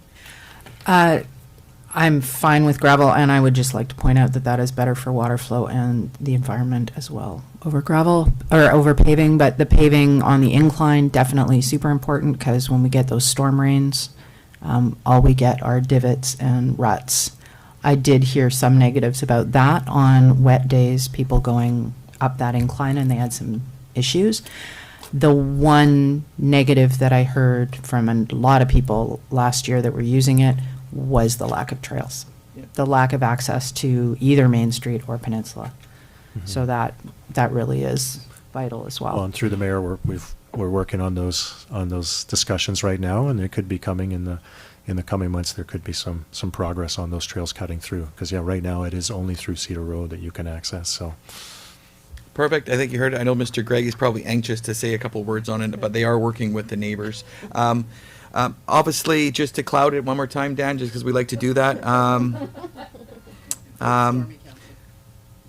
Talking about trails, we talked about the pub, and if there's an opportunity to work with those couple upstream property owners of trails that lead up to there as well, would probably relieve some of the pressure for those guys to be a bit more neighborly with some of the other businesses there. So hopefully you can work with those neighboring properties and see, if they're willing to work with us. Yeah, thank you, Mr. Mayor. Not to dwell on this topic at all, but I guess we identified with staff the must-haves, and they're very similar to what you're describing now, which would be pavement only on the access up, because we recognize that, the rainwater runoff is actually eroding portions of it and creating not a very nice driving surface. The other piece would be overhead lighting for safety purposes. And then the final one would be an accessible path out to Main Street. Okay. And we'll just throw that caveat, if there's an opportunity to Peninsula, you're on it, you're hearing us, and we're looking forward to seeing some movement on that one. Is there any other comments? Oh, Ms. Monteith, did you have some? No? Okay. No. We can pave it in, 2030 or something. Right now, it's just it not being used it's a bit of a problem, but we won't rehash that again. So thank you. We're on to the next one. Aperture. Oh, you already had me moving along here, so I guess my time is up. Not meaning to move you forward, but and thanks to Dan. So Dan is also, Urban Systems is is going to also help us out with our Amphitrite project if it moves forward. We're waiting to get confirmation about a grant for the Amphitrite house. So we have two Amphitrite potential projects here. Amphitrite's getting to be a busy spot for us. And the Amphitrite house design, everything is all ready to go, and we're just ready to get started. Urban System is under their contract with us, qualified to do that work for us as well. So we're all ready to go. So we're just waiting to get final word from the province that that funding is approved. The other project, though, that's officially and unofficially moving forward is the Amphitrite Center. And so it's just something that I think we need to be as prepared as possible. We just want to make sure we're looking out for what could come up for the workload. It would involve a lot of work. There has been some correspondence between federal MPs and with Gord Johns, our MP as well, that there was the potential for the federal government to work with us on it. And there's several other reasons for us to think that the Amphitrite Center is going to be a municipal building in the near future. They're in the process right now of moving all the electronic equipment from the old building into the new electronics building that was constructed next door. That's an unmanned DFO Coast Guard building. So just the things that we're starting to think about, staff just being responsible about what kind of future work is coming up here and how we could also plan so that we can move quickly on things, is just to be able to do an independent assessment of the building condition. We have received building condition reports and assessments similar to what we've been doing recently on our building, so they've been very informative. They give us an indication that there are some things with windows and the roof and the age of the building that have some concerns, but structural safety and a lot of other things are very positive about the building. So we want to engage with DFO on those facility upgrades, and there's been some discussion from them indicating that they would be willing to work with us on some of those upgrades.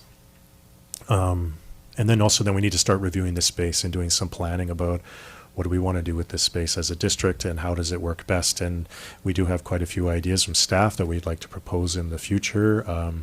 And I think what ultimately it might be is that we end up having this space and also the Amphitrite house, is that I'd recommend to council that we'd want to do a request for expressions of interest. And what that does is we just explain what we can do is say that we've got some spaces that are of potential interest to the community, and to make sure we're following an open and fair process, we could then receive general proposals about these spaces from different groups that we know in the community that are interested, but also leaving it open to other ideas.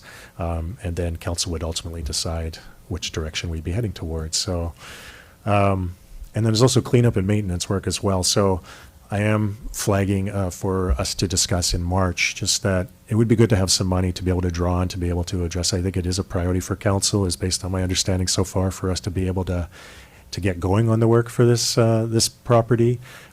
So this is just an idea for council to consider, is that, and we can talk about this in March, is just to be able to have some funds available to be able to draw upon. But how staff would use this is that we just have this money set aside, and then as we decide to move forward with a series of work actions or project, we would then come for formal approval to spend those funds from council before we proceeded. So you'd know where we're going and have some sort of plan, a little more detailed than what I'm explaining there in that work plan. So that's where Amphitrite Point sits right now, and that is a strategic plan goal of council. Yeah, I think we're all supportive of that in general. Any questions I can answer?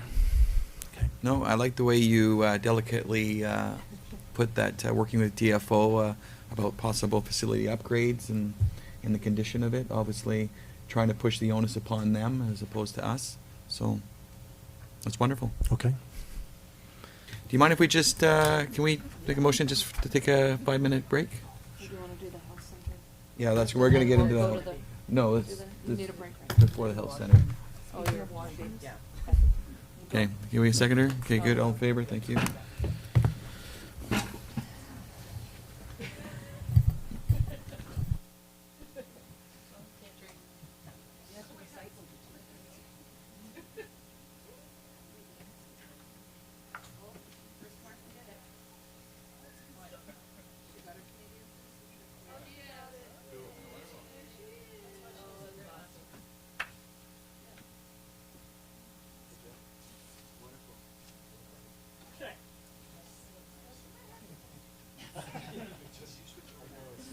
oh,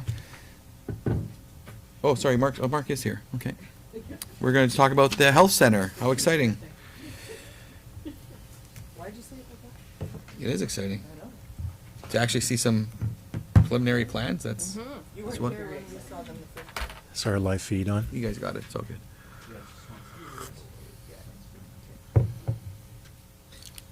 I just want it to be on YouTube.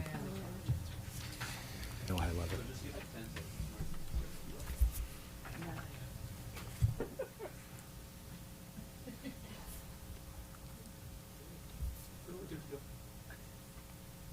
Great. Okay, so we'll now go over the, you call it, health center project. So last year, council allocated $60,000 worth of funds. Actually, there was originally 30, and then another 30 was added last year. And so we tendered the project to a consulting company, an architectural company called Chernoff Thompson Architects, ended up winning the bid. And so their cost was $56,000. And so they got started on work with engagement exercise with the community that we held here at the UCC, which was very well attended and had a lot of different ideas for what the health center could look like. So the engagement with Island Health has actually been a big part of it, because the original intent of this building is to try to line up something that meets the needs of Island Health as much as possible, with the hopes of them being able to have interest in this building to be able to move their services in there. The Euclid Doctor's Office has been a key component of this discussion as well, and then also for the most recent versions of the renderings, West Coast Resources Society has been included as well, just because of the way that the types of services they have fits the needs of these other two, the same types of services. So, and then there was some preliminary building ideas for UCC. We initially heard some comments from the community at that workshop that UCC was a potential location, but far from being a final location. The phase one project is really just to get a general idea of what we want to put together. What would it look like? What sort of building and how would the spacing work? Is it feasible, first of all, to get VHA's needs and the doctor's office needs and any other additional needs we can add in there? And also site location and what are the potential locations that could be. And there's other locations. One of the terms I used down at the bottom after talking with our manager of planning as well is that the Matterson corridor, I think there's other locations along Matterson as well, which includes currently where the UAC Hall is. I mean, it's one spot that's municipally owned property. The way that the building is currently going right now in terms of if there was a two-story option is what it would have to be to fit onto that site. And whether parking would be sufficient with that, it might be challenging, but that's not been determined yet. So the general update for the project is that, they've looked at two locations for the UCC property. Council received a presentation from the contractor last week. Pardon me.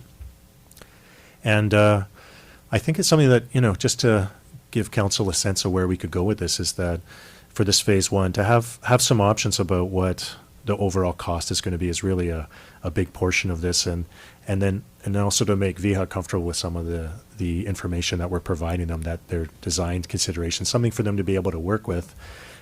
Phase two for us would then be getting to more refined costs, refining the actual location and options, and moving things forward.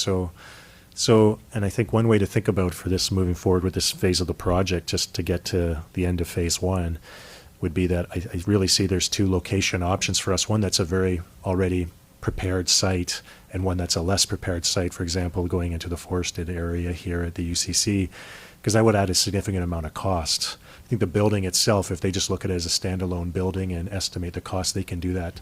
They could also then look at, the consultants could be able to provide some costing. And a big part of it is not to have just CTA. The consultants do the work. They have a cost consultants that are going to be doing a significant chunk of the budget for this work, is to crunch through those numbers and so see really what it would cost to build. And it would be something that could give us very accurate information about where the potential cost could be. So council can, if they have any questions or comments about this, or receive some initial comments. And I think just we're going down the path now of looking at other locations is something that if that's of interest to council, then we can start to do that. I think we've been cautious. There's so many different locations that could be considered to to get things started. I think if council is comfortable with that approach of looking at a prepared site versus an unprepared site, I think it's just cautious about giving too much indication to the community as well about us going down a path saying that this is where it's going to be at this phase would be premature. So I think, if there's, I also want council to be able to be comfortable that we get to later on this year or get to the end of the year, phase 2, and other options might arise that make perfect sense for us or opportunities. So, so that's the line of thinking we have right now with this project. And I don't know if you have any comments or questions you'd like to add now. I like it. No, I'm sorry, the kid's outside. Mr. Boyson, I think it's great. The concept, it's great to see it before us. And I just want to remind the group here, we just spent $250,000 site prepping a parking lot. So I appreciate the fact that we need to pick a location. It may not be, we need to get out of the tsunami zone, and it needs to be a spot where we can easily spend $500,000 to $700,000 thinking it's, because we're attached to where it wants to be. We have to be cognizant of the fact of the location, the site prep needs to be something that's kind of almost turnkey ready. So I'm glad that you are looking at other options and not getting the community or ourselves attached to where it could be, because this could spiral this project really out of control quite quickly before we even put up a wall. So thank you. And sorry, there's one thing I forgot to add was that I did hear the comment about, and this was identified early on about potential having some places to be able to have accommodations. And, understanding that I think small accommodations would be okay. That's something that I think could fit into the current footprint. I think then beyond then, we're getting to be a really big building. But I think to sort of potentially just to ask the consultant to say, could you integrate, two small accommodations for a couple night stays at the most, generally is what it would be for. Nothing to get too comfortable in. For that location is something that we can ask the consultant to integrate into the design for the next set of options that council gets to look at. Wonderful. I think we've all said that, and that's important. Councillor Cole? So when we look at this picture right here, and so I wasn't tied particularly to needing it to be here. I knew I didn't want it on Matterson because of the size of, anyways. So when we go to look at other locations, but is this something that we've said because this picture, and it's still the hallways and the space being used in the separate access for West Coast Resource and all of that, that's all still not, this is not. This is an image of one of the options. Yeah. Sorry, so this is Very not the preliminary. selected option. Yeah, so we're still looking at all the things that I emailed and that about all the different things. Yeah, okay. Absolutely, Perfect. yes. Sorry, this Very is one of the preliminary. options that was shown. I should have clarified. Thanks. That's why one would never want to build their own home, because things go sideways quite quickly. Oh, how about this room? Have into your house.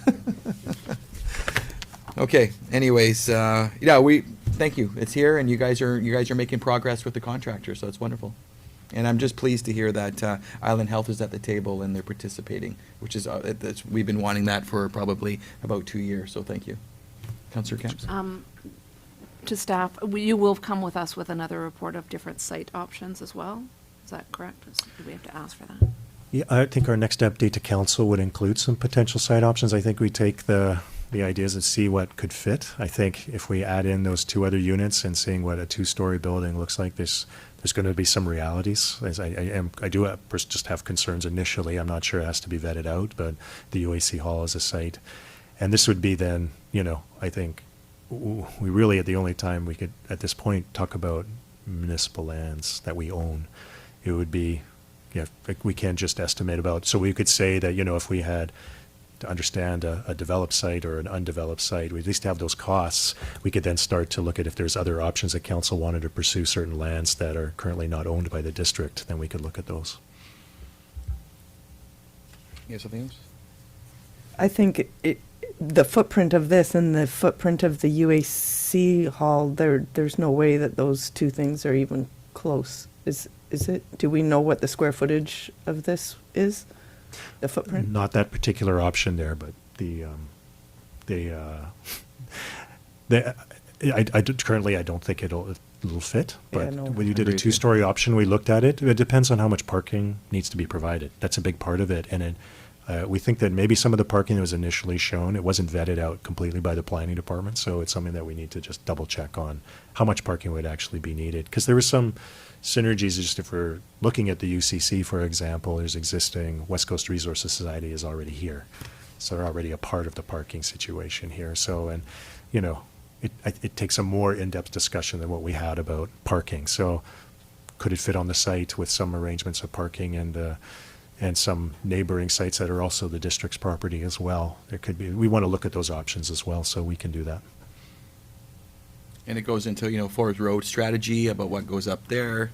You know, you got a fire chief in here, he likes new stuff, so, you know, those kind of different conversations we come up into, you know, long-term plans. When will we revisit this? There'll be another update this spring. So this spring, there'll be more updates coming from staff and the consultant as well. Are you okay? Good. Okay, thank you, Mr. Boyson. We're excited. We'll just keep moving that along. Okay, and then our next slide, I'll be more than happy to share the mic with our staff now, who will be doing a series of presentations in different departments. So Ms. Fortune's going to start with an overview of the resort development strategy connected for RMI funds. So the screen isn't as easy to read, but you do have a copy in your hands there. And I've got a copy in my hands. So just to reiterate a couple things with the RMI, we're on the second year of a 3-year cycle. This was the resort development strategy is the cycle that we're in right now, and this is what we have to put forward to both yourselves, as you guys saw this last year, and the province. And so this is what has been approved through the province for the projects.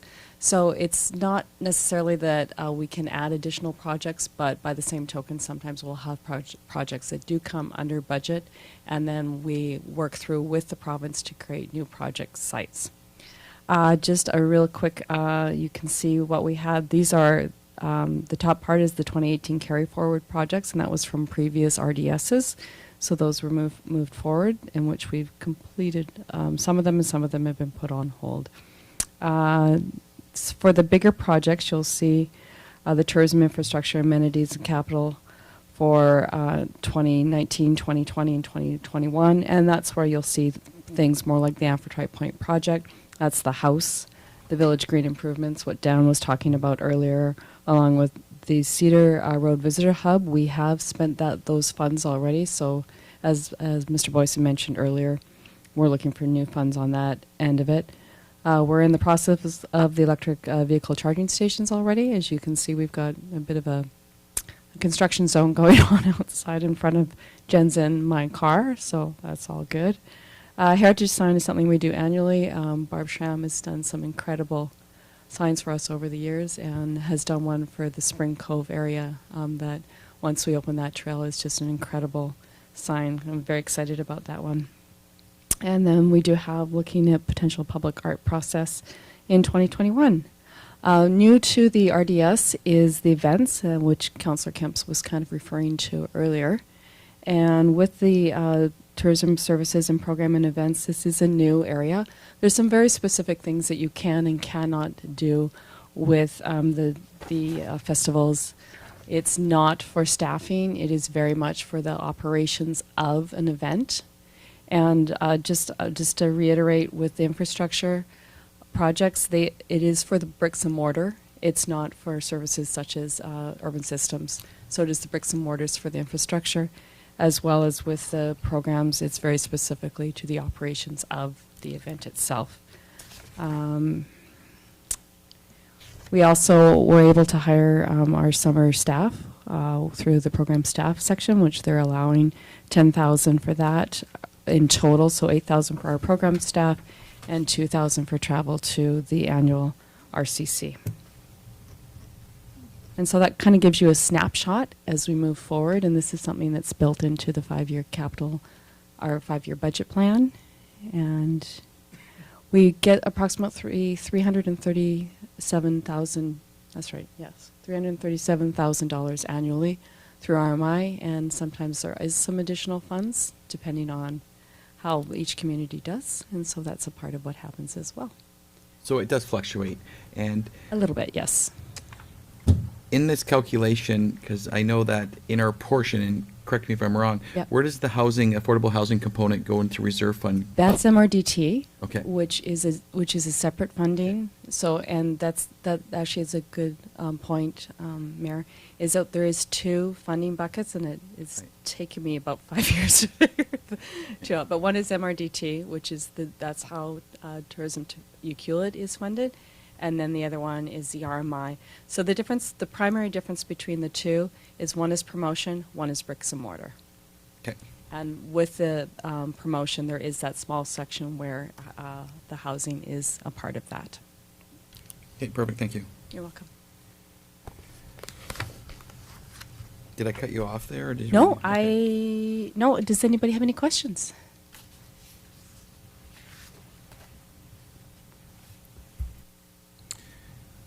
I know you don't know the answer, but But I might. no, the Amphitrite Lands project, there's no Yes. inclination, or do you have a person that we need to talk to about an update, or?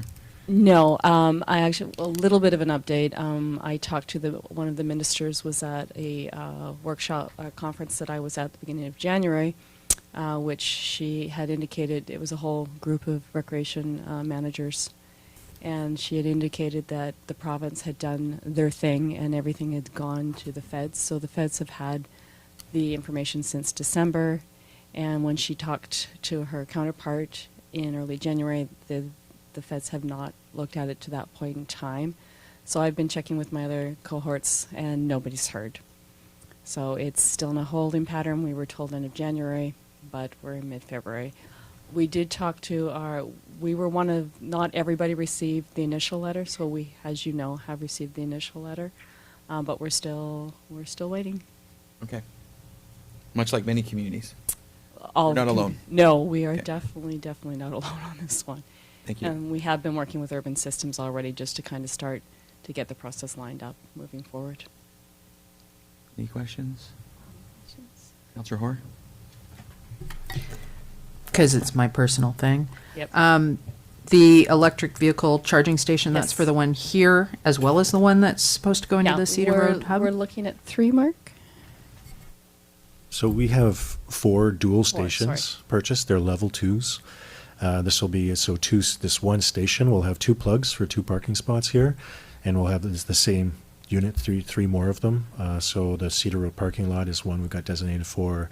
The Smallcraft Harbor, I think, is an ideal location, and it feels like Amphitrite Point, since we're doing a lot of work in the area, could be another great spot. We also have a grant application in, just because there was an island cooperative of municipalities that were applying, and we put our name in the hat for 2 more, and it looks like that's been accepted as well. So we might have another couple of dual charging stations to add in the community as well.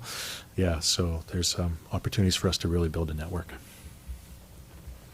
Yeah, Counselor Poe? To confirm, Mark, the ones that have the 2, it's like the one in Port Alberni where you can only use one at one time. One is the Chatamo and one is the, like, you can't charge 2 different vehicles at the same time. It has the option for the different connections. Actually, you could do 2 vehicles. You could do 1 in each parking spot. So each one has it's a dual station. It's literally 2 stations next to each other. So you actually would start the station through your phone, through an app, and just say where you're at. You start it, your account will start to be debited for the station, for the use of the station, which we're looking at a fee of about $1 per hour. You'll see a lot of stations that people have been going with free, but a lot of the EV community actually wants to be charged. They want to pay their fair share, and that's a reasonable price for the cost of electricity is generally much lower than for gas prices per kilometer. So our general plans right now is to set it at $1 an hour to recoup the costs for the electricity that we'll be providing, because that's our electricity that will be going into those cars. Yeah. Great, thank you. One more small one. Has anybody done the per capita EVs in our town? I bet you we're the highest. There's a lot of red ones. On the welcome sign into town. Yeah, exactly. I'll look into that through ICBC, actually. Hey, I guess they would have the stats for that, wouldn't they? Mhm. You're trying to shame the rest of us into it. I like it. There's 2 out of 5. That's impressive. That is. Well, there's 4 in the room here, actually. Okay. Thank you, Ms. Fortune.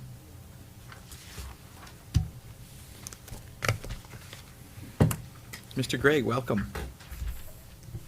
Thank you.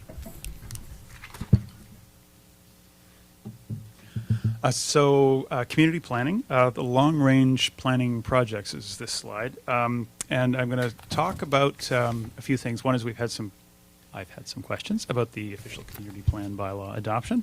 I'm going to suggest, which is not a budget item, there's no budget for that, but it is part of our work plan, so it is a priority, and I want to address that. But to put that in context, I want to talk about some of these budget items and the projects we're working on, and then come back to the OCP and talk a little bit of detail about that and our sequencing sort of strategy for accomplishing all of this work this year. So I hope to answer your questions on that. And so in general, our focus, and with the projects you see on the slide, and maybe I'll borrow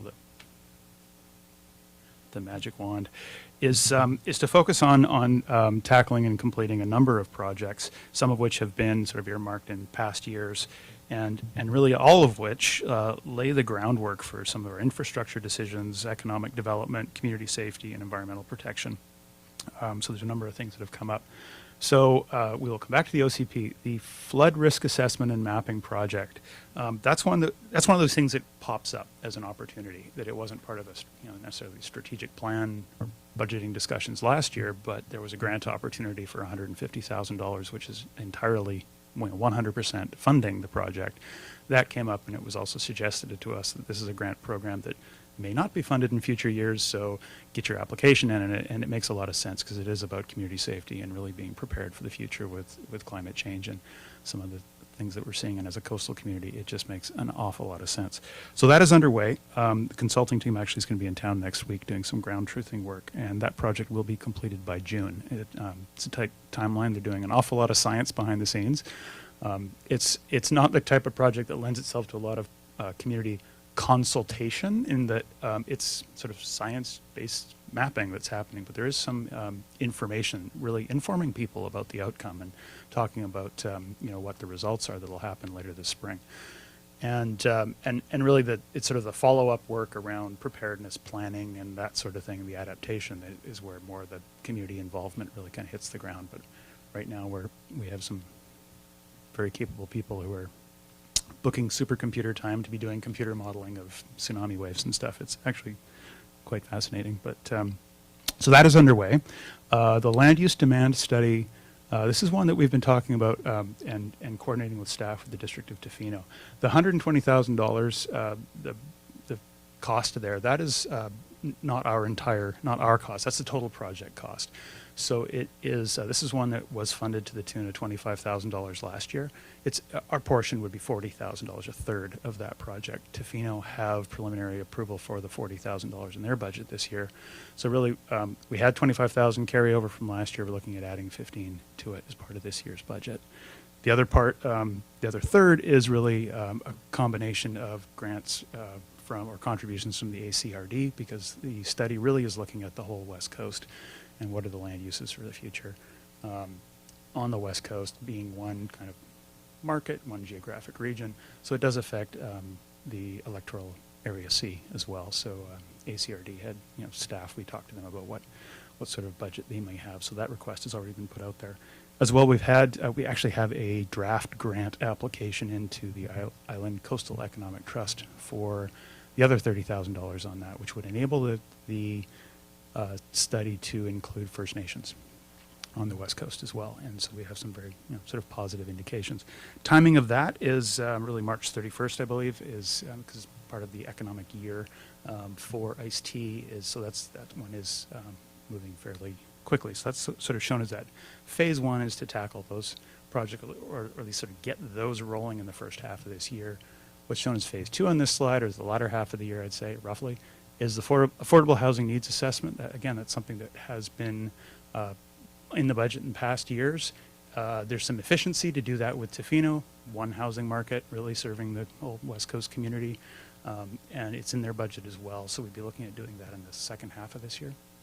It will also partially learn from that land use demand study that we're working on getting granted and launched as well. The land use demand study is a bit of a foundation for some of the other work. So both the affordable housing needs assessment and then the next one, the development cost charges, the DCC bylaw.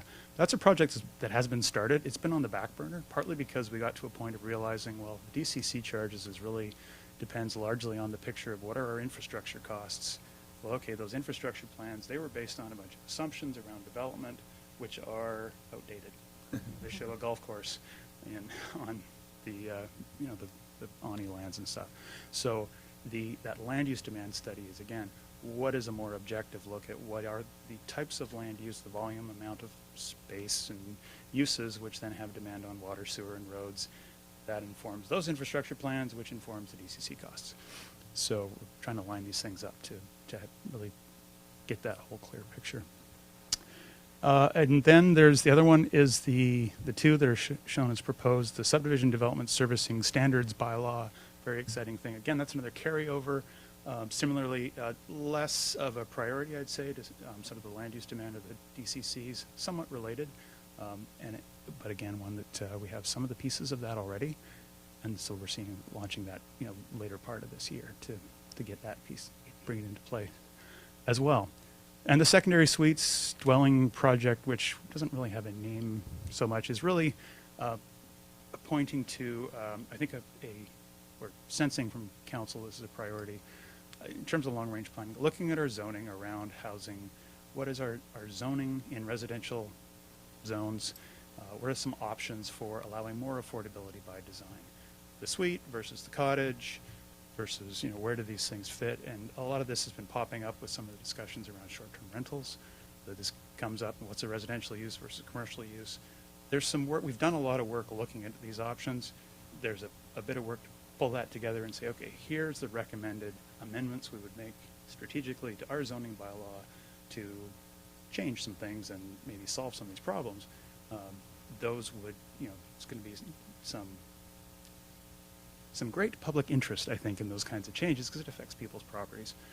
So it is a bit of work, and we would suggest it in sort of the work plan, the phasing of it, that is something we want to bring forward this year.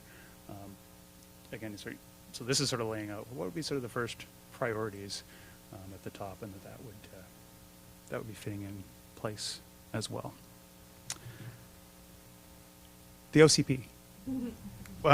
So the status of that is we have a draft. We've had a draft for a while. It's at the point of just, we need to fill in some gaps, change some lines on some maps, get the thing tuned up.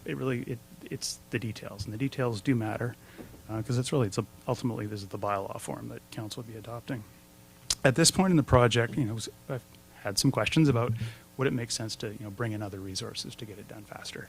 And I would argue no, because really the time it would take to bring in a consultant, bring them up to speed, or bring in an additional staff, bring them up to speed to get the project done, just take the time to bring them on board. It'd be quicker to finish the project.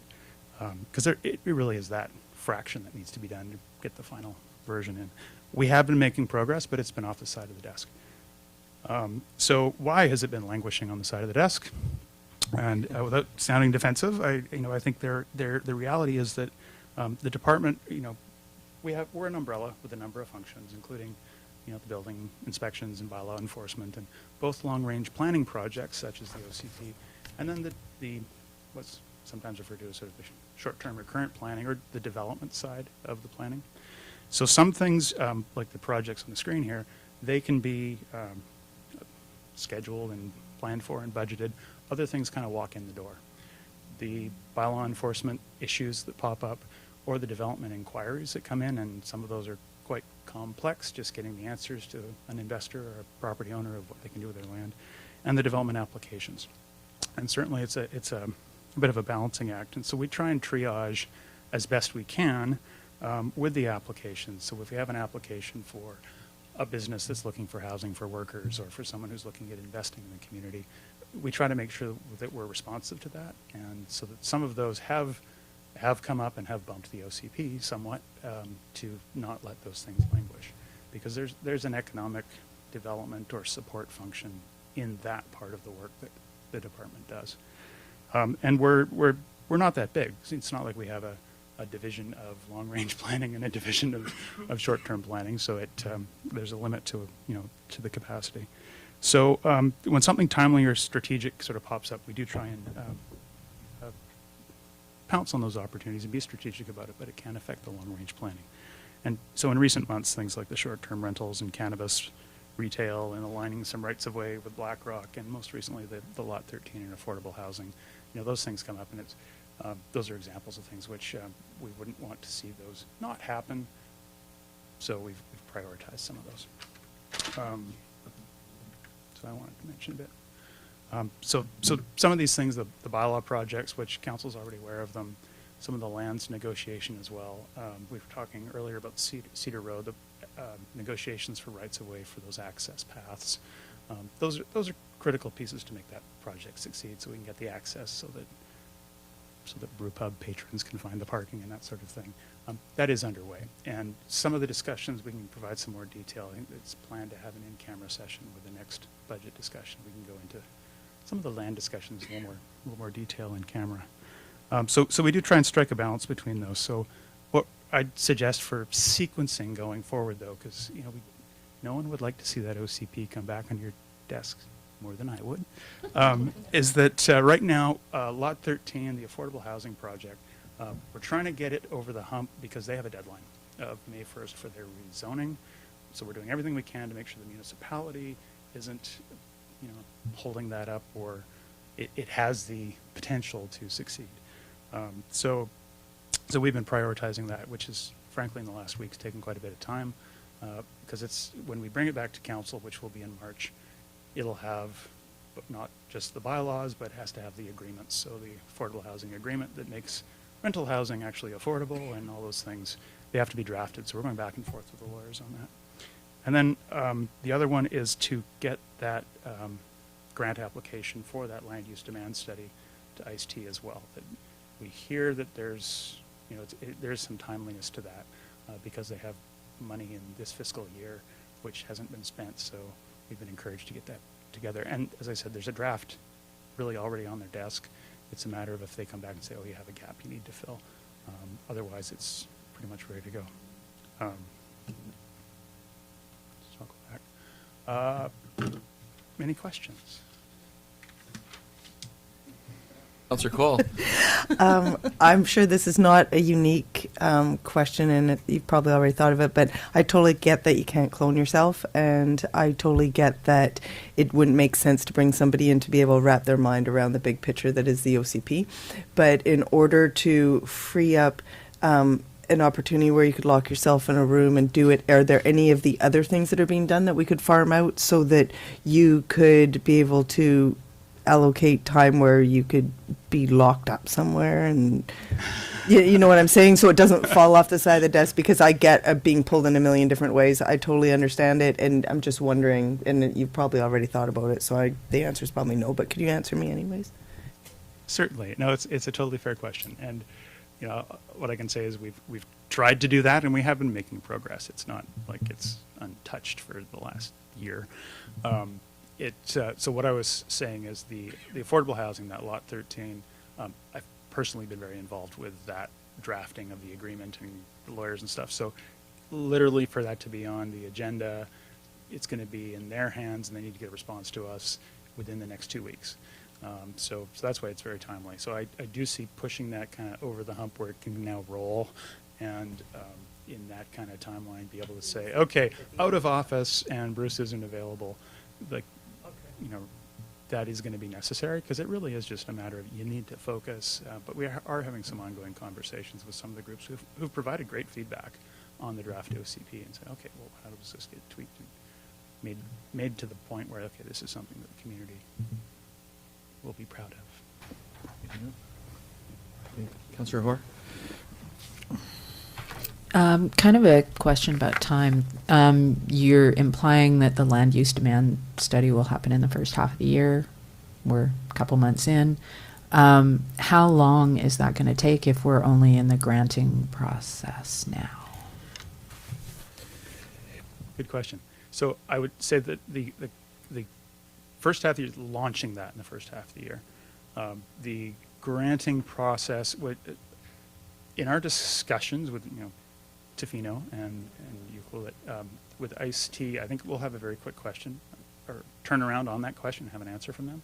If that funding doesn't come forward, the intent is still to move forward with the project it just wouldn't include the in-depth. It's really having the time to focus while the consultants are looking at everywhere else to also focus on First Nations.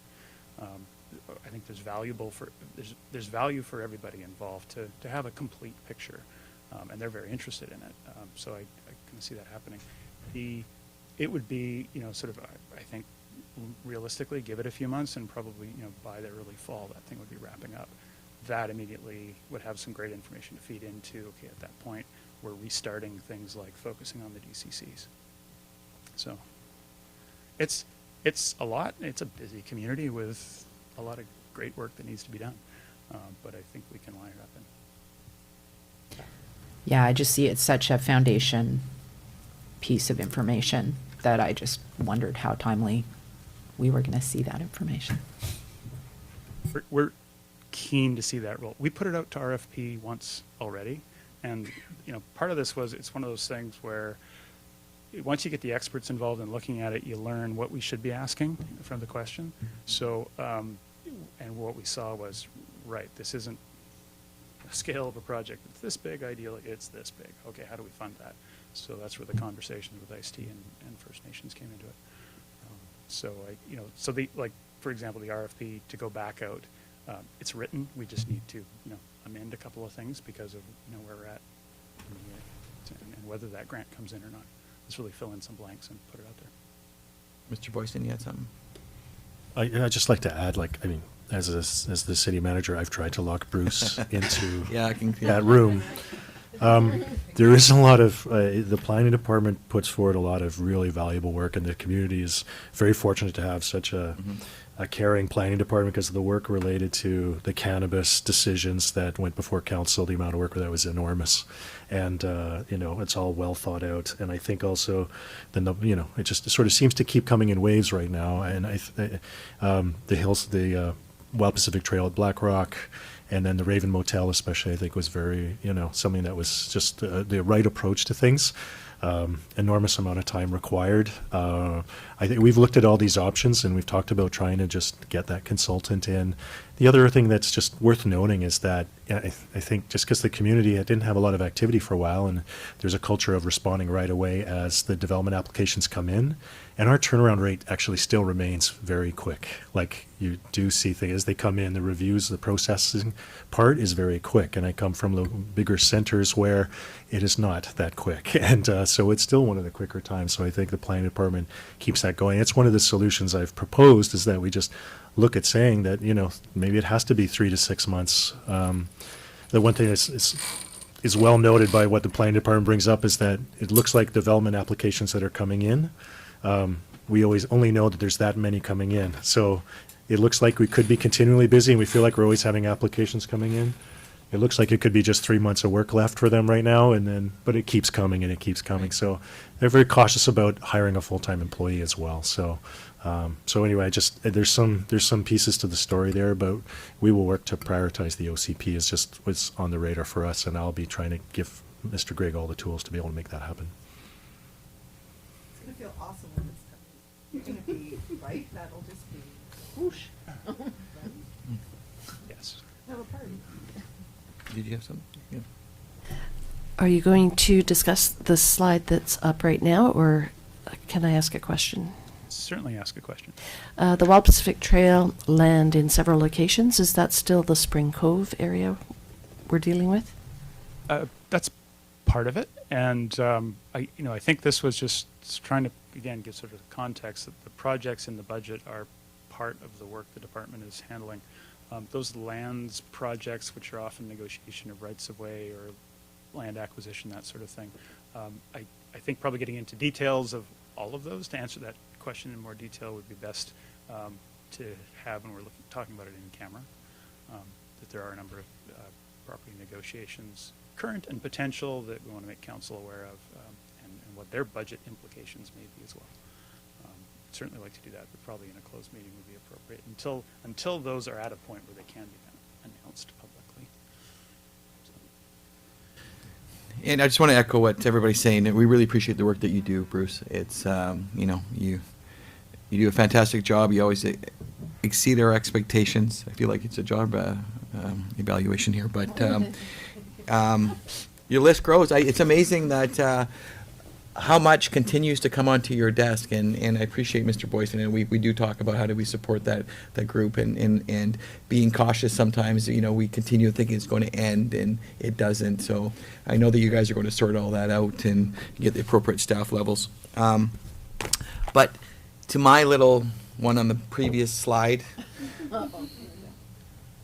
I just really like to have that secondary suites dwelling. I know that it's on the 22 list. I would just make a request that if there's an ability to allocate a bit of a time frame, and if we need to allocate actual funds in order to get that moved along, there's a large portion of the community that is wanting to see that, and I know that does contribute to the affordable housing component.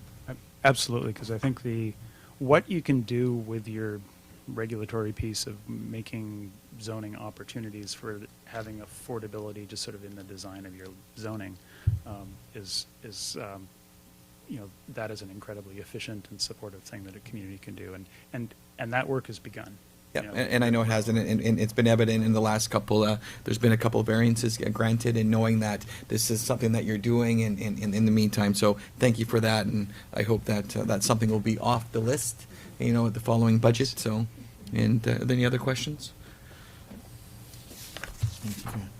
And that's it. Thanks again, Mr. Gregg.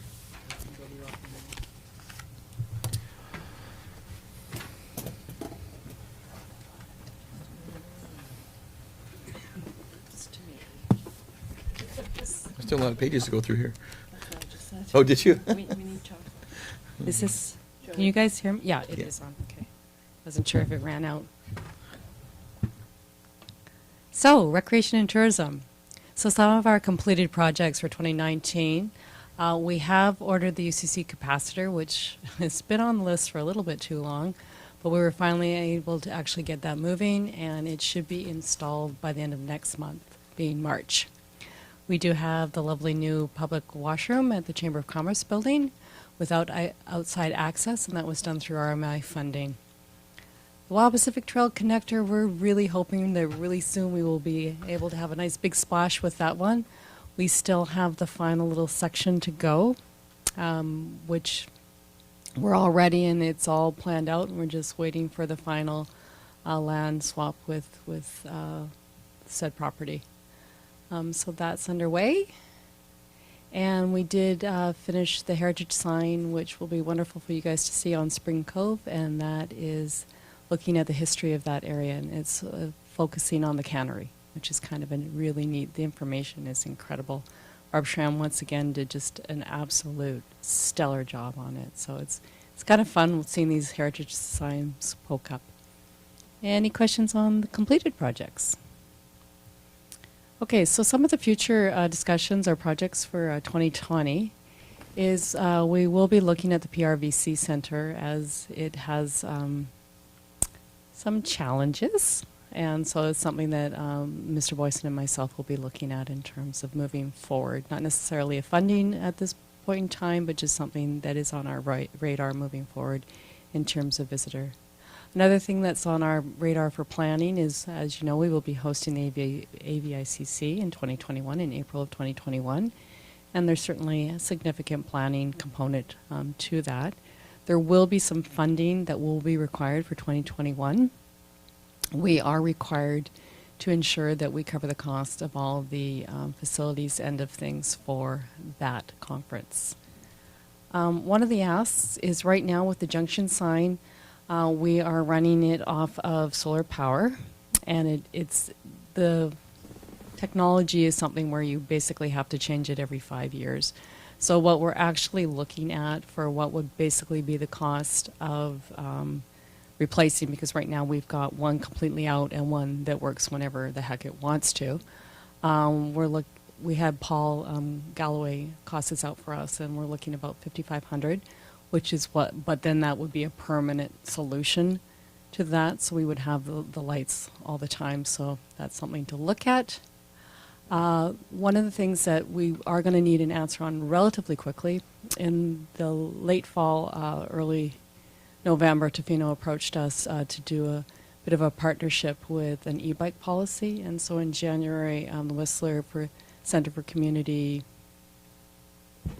Development Services, Sustainability, thank you, approached us. They are doing a project with Tofino. The total project cost is $16,000, and the point of this one is to be proactive. So as the park puts through the bike path, and we have connectors going from Ucluelet to Tofino, that e-bike is going to be certainly a part of that whole process, and looking at moving forward in terms of a proactive, what both communities, so we're similarly messaging across the peninsula. But to do this project is $8,000 on our end, and they are looking for an answer on that one sooner than later, because they're actually holding off right now, waiting for us for that one. Wayfinding has been a really important part of looking in terms of long-term planning. It was something that came out of the Parks and Recreation Master Plan, and it is something, last year we put $7,600 aside so that we could then put in another $600 for this year, so total project cost of $15,200, and that's to work with Tourism Ucluelet and look at, and the planning department, of course, looking at wayfinding and pathways throughout the community to connect people to where we have some of our tourism and paths and beaches. The heritage sign is part of an RMI project, and every year we do a heritage sign, so we're looking at for location for this year, so that's another project. And then moving forward with the Bear Smart, we've been working with Bylaw on this one, and moving to see where we are with a Bear Smart community analysis, gap analysis, and so that's something I'll be looking at for this next year. So we got you a price for the basketball court lights. You're welcome very much. So it's not cheap. The materials are $100,000, and this is proper sports lighting, and that's $100,000 is materials delivered here, not installed. So we're guesstimating approximately an additional $50,000 to do that. So something to think about. Tourism Master Plan we did with the Rural Community Funds grant that got canceled. We had put in a Tourism Master Plan for that, but unfortunately the program was canceled. So we're looking at sort of a $35,000 to $40,000 cost for something like that. But I think it's extremely important, as we are a resort municipality, and having an overall master plan working with Tourism Ucluelet on that would be, I think, a critical piece of infrastructure moving forward. And then, of course, the kayak launch at Alder Park, that's certainly in our radar. We do have the full right-of-way with the water lease, correct? Yes? Thank you. With the water lease, I think we got that this fall. And so moving forward, it is something we want to look at building out as another important infrastructure piece for Ucluelet. So those are the rec and tourism plans to date, as well as the RMI stuff that you saw earlier. Okay, a couple of questions for you, Councillor Absolutely. McEwen. Thank you. The future of the PRVC, it's my understanding that that building is actually owned by Parks Canada. That's correct. So anything happening out there, they would have to be a part of, obviously. Yes, of course. It would be a whole process. As you see, we've got the Parks Canada kiosk project is sort of a marker. So this wouldn't necessarily be putting funds towards it. It's just starting the process of working with Pacific Rim National Park moving forward, because the building itself is Pretty challenging. bad. Yeah. And one more. The tourism master plan, could Tourism Ucluelet not fund that? I have talked to Tourism Ucluelet. At this point in time, their funds are wrapped up in project budget, so they've already done their project budget for 2020.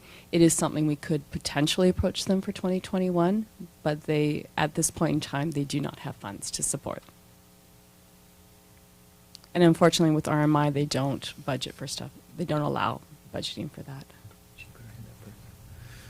Obviously, court lights is something we would go to public hearing and listen to the community on. Personally, I think we already have, and I think that is something that we've talked about. So, but we keep going. I think the community and the youth have quite clearly says Well, that. we heard that when they came in here and we talked to them, but as far as outside of the 10 kids or 12 kids that were here, or how have we gotten everybody's input on that? Also, so last year, I was been going to the youth room and talking about what they want in the community and so forth. I mean, that's just something that's always come up, top of their list. Yeah, I think it's more than just the 10 here. I think it's just an ongoing thing. If you see the activity there, and like a night to like tonight at 7 o'clock, it'll be dead. And Keep getting outside. I'm not hung up on the cost of that. You know, I think that for me, I think that needs to kind of be bumped up again. It's for us to talk about.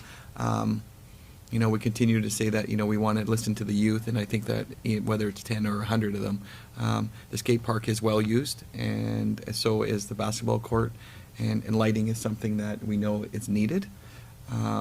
So I would like to see that more of a project discussion and see how that flushes out when you know, Ms.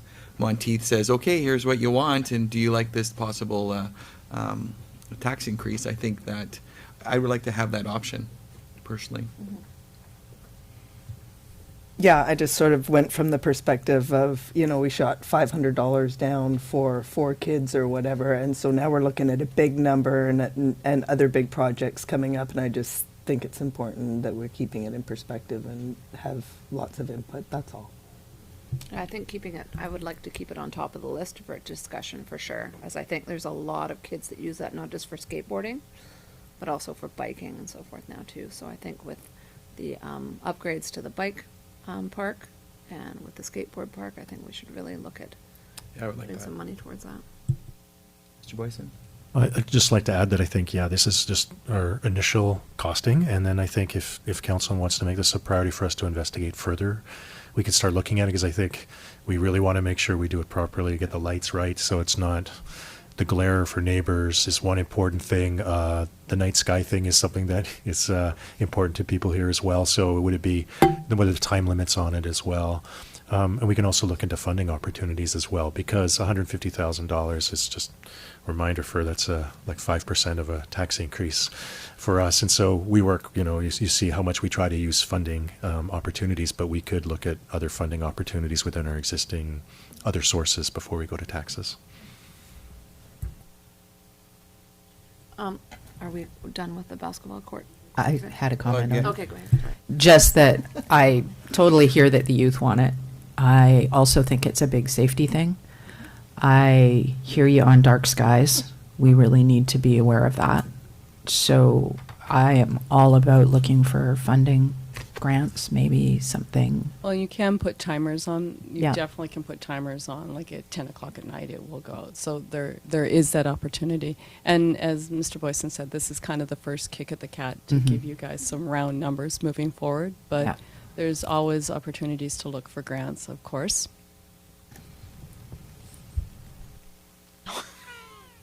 That's whispering. No. Good. Councillor Kemps? Would you be able to explain to me a little bit about what an e-bike policy partnership looks like? Absolutely. So this, again, this was Tofino's initiative moving forward, and what it would be doing is it would be doing some public engagement with the communities. Whistler for the Community, the group that we would be engaging, has done the policy for Whistler already. And so what Tofino was looking at was trying to be very proactive moving forward in terms of what people would like to see, because there's 3 different levels of bikes, yes? Yeah, 3 basic recreational bikes, 3 different levels, and within that, they've put a lot of rules around that. And so as we move forward, it's trying to be a little bit proactive for it. I'm not married to this, but it is an interesting joint project with Tofino, and it is trying to be proactive because as soon as that trail goes through, we're going to be dealing with this. Yeah. Is Parks Canada involved in that group? No. Because they were going to have to kind of be, because Yeah. it needs to be Step it up. universal, right? Yeah. So it would, they're not necessarily directly involved, but they would be part of the public Be consultation. participating. Yeah. And partnership. Yes, that's correct. I'm wondering, just because I just came from the public hearing for the cannabis production, and I heard things there that they probably didn't think about in 2014 when they first put some policy around how they were going to deal with that. So I'm wondering if, on this topic of e-bikes, if there are other communities like Whistler or other ones with these big trails where these things are being used, is that going to be part of this policy finding mission to see how it's succeeded and failed in other places? Absolutely. That's a big part of working with the sustainability group is they've already done this once. They're working with another group in Revelstoke, and then they're looking at us on the West Coast.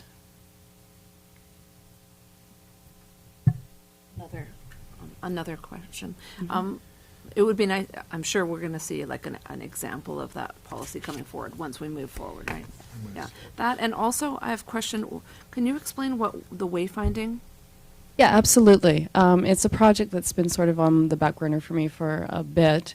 And the intent of, I'll pick on Tofino again, because we seem to be having them at the moment, is if you notice along their MUP path, they've got,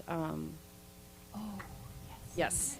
Okay, so directional signage, and we would do Yuki version, but, pointing people to a big beach, pointing people to the Coast Guard station, and the intent is more for the pedestrian traffic or the bike traffic, so pointing them in the direction of where to go to meet some of our key tourism locations throughout the community.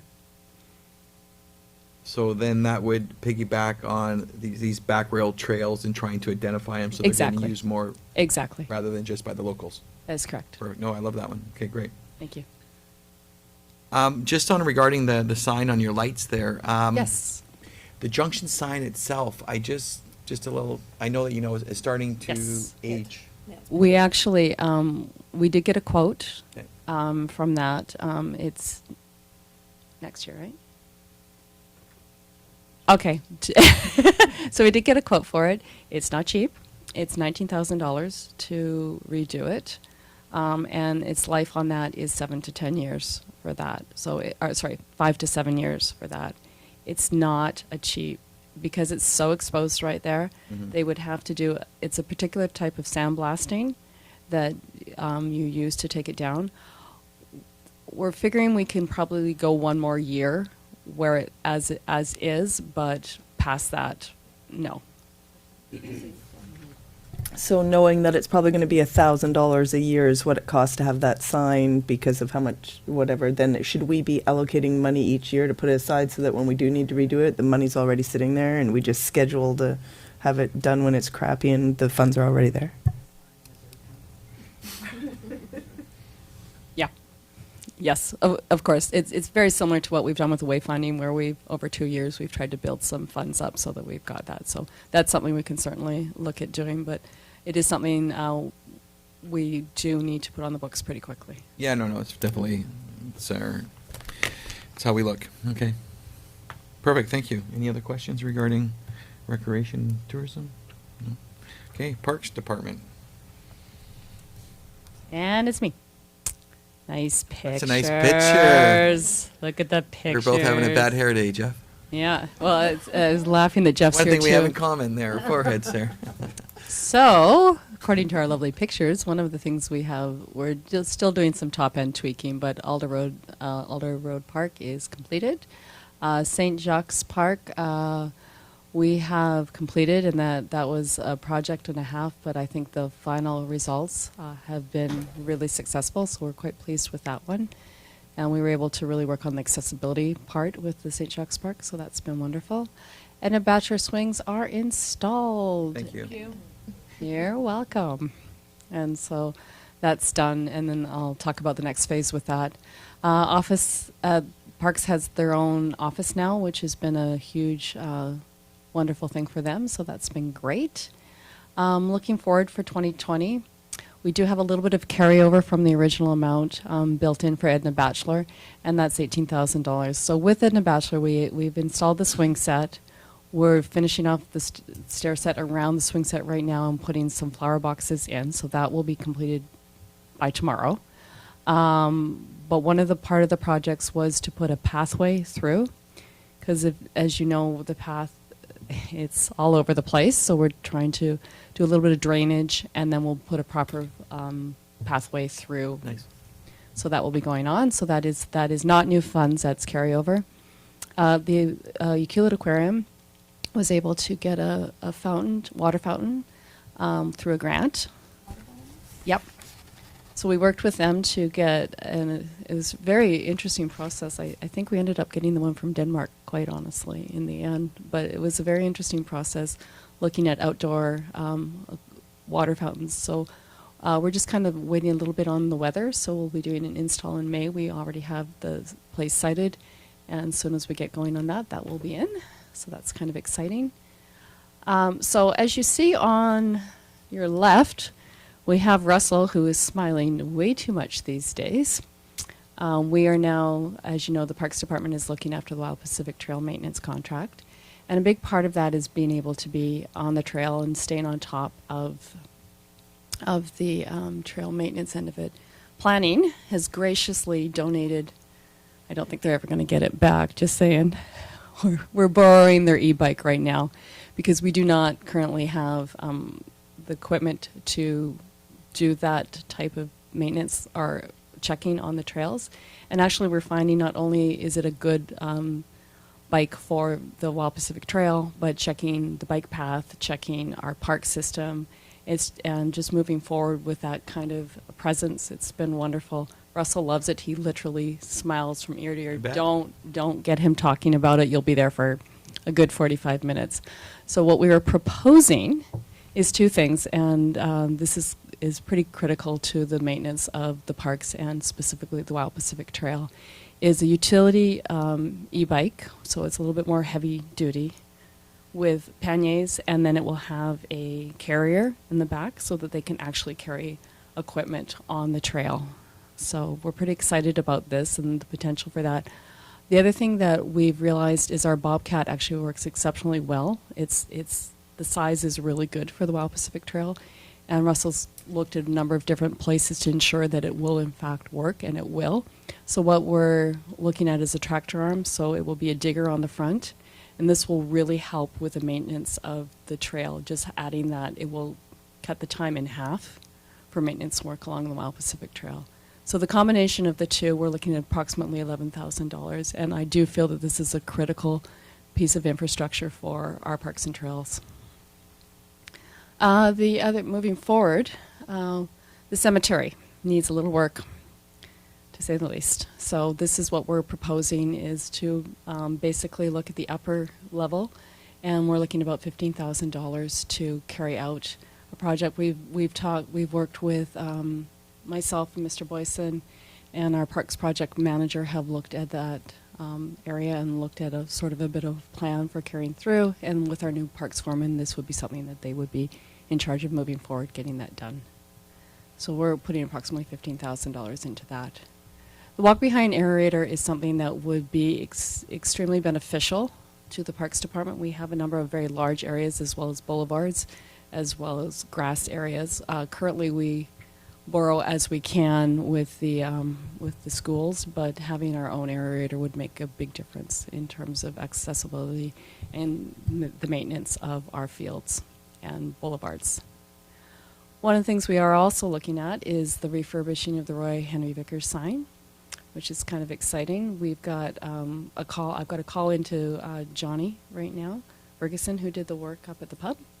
And he certainly has an extremely good grasp of working with wood. We also have the Welcome to Ucluelet sign that Terry McKinnon did, as well as the sign at Small Craft Harbors, which Terry McKinnon did as well. So we've got some signs that have not been looked at for a number of years. So moving forward, we don't have a price tag on this one at the moment, but we'll look at this through contracted services, through operations. But I think it's really important that we maintain some of these beautifully done signs before they no longer, yeah.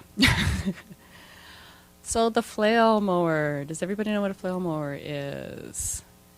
Okay, flail mower is a big deck that you use to, it's usually a sidearm attachment, and it will do, so think of the bike path, think of the strip that has to be done by the bike path. That's what a flail mower would do. It's an expensive piece of equipment, but it's something that we could be used for a number of different areas, not just the bike path. and it would cut the work time by a huge, like 80%. It's a lot to do the bike path. It's a lot of man hours and a lot of time, and we are not keeping up on top of it, to be quite frank. And it is a bear issue as well. We had a couple concerned citizens in terms of bears this past summer. So it's a very time-consuming position. But the other thing with the flail mower is it could be used for our boulevards. It could be used for our own side ditches, and would have more than one area. What I'm proposing is not necessarily buying the whole kit and caboodle for 2021, but looking at setting aside whatever you guys think is appropriate for the next couple of years, whether it be 20,000 or 10,000 annually, until we get to the area. One of the things we're working with Tofino is our bike path, or MUP, between that we have similar standards all the way from Tofino to Ucluelet. And Councillor Cole, I believe you were talking about that. So we've already started that conversation, and we want to ensure that UKI is putting its best foot forward and just having that standard operations in terms of what the bike path could look like. And this would go a long way towards that.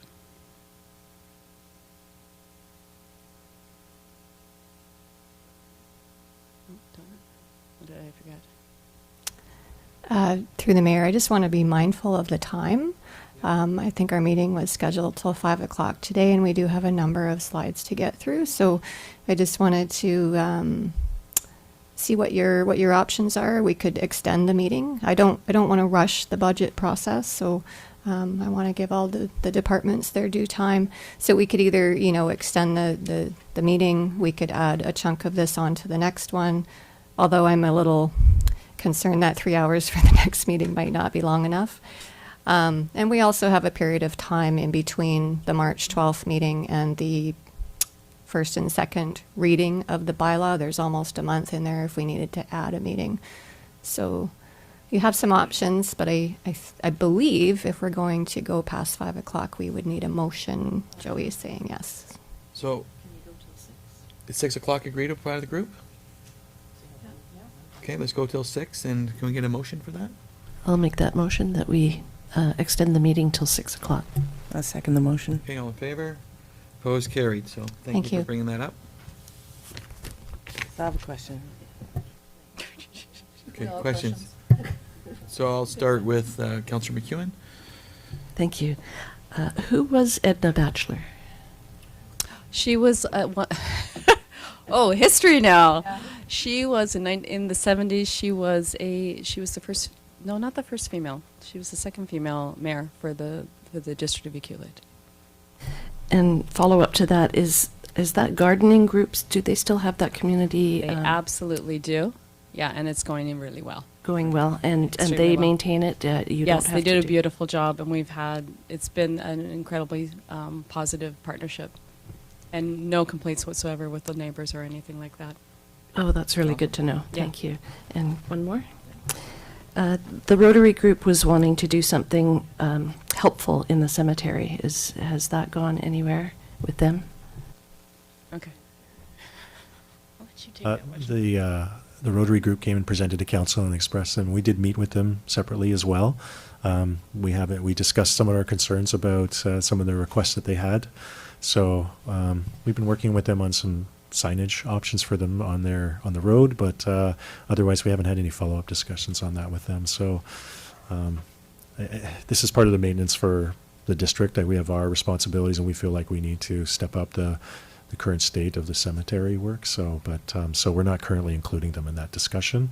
Part of what they needed to do, I think, was to work with the individual plot owners, and that's confidential information, I think, that they were looking at. It was great ideas that they were offering to do. And we haven't heard anything back from them since that right around that time they presented to council.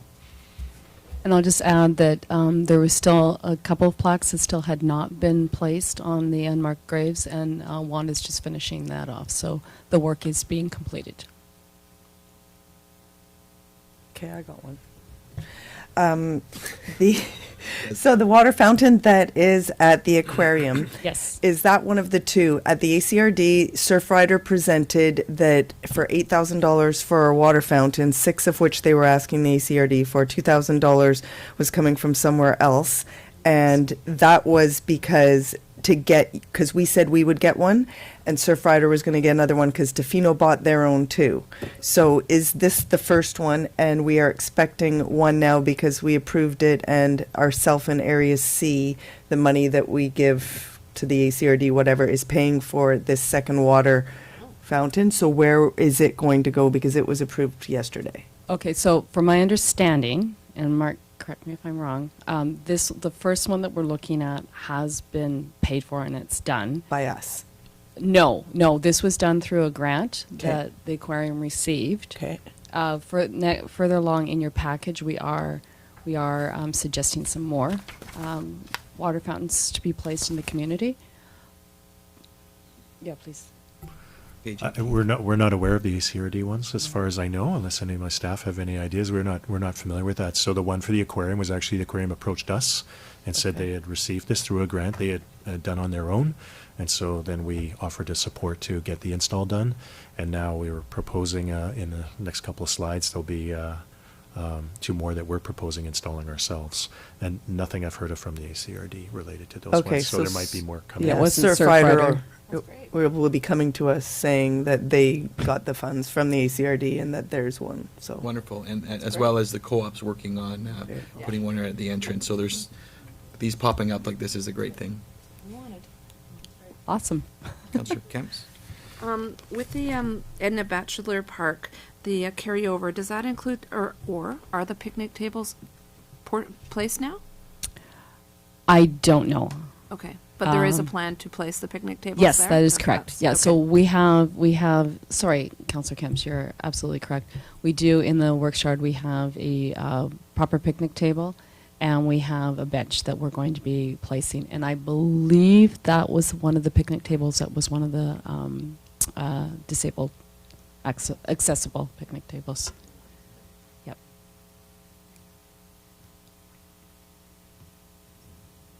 It's okay. Okay, nothing else, so we'll move on. Thank you, Ms. Fortune, for that. And off to our fire chief, Fire and Emergency Services. Thank you for being so patient this afternoon.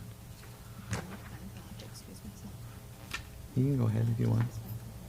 We used the last portion of that at the end of January with the training exercise. Initiated a tsunami warning system sirens project.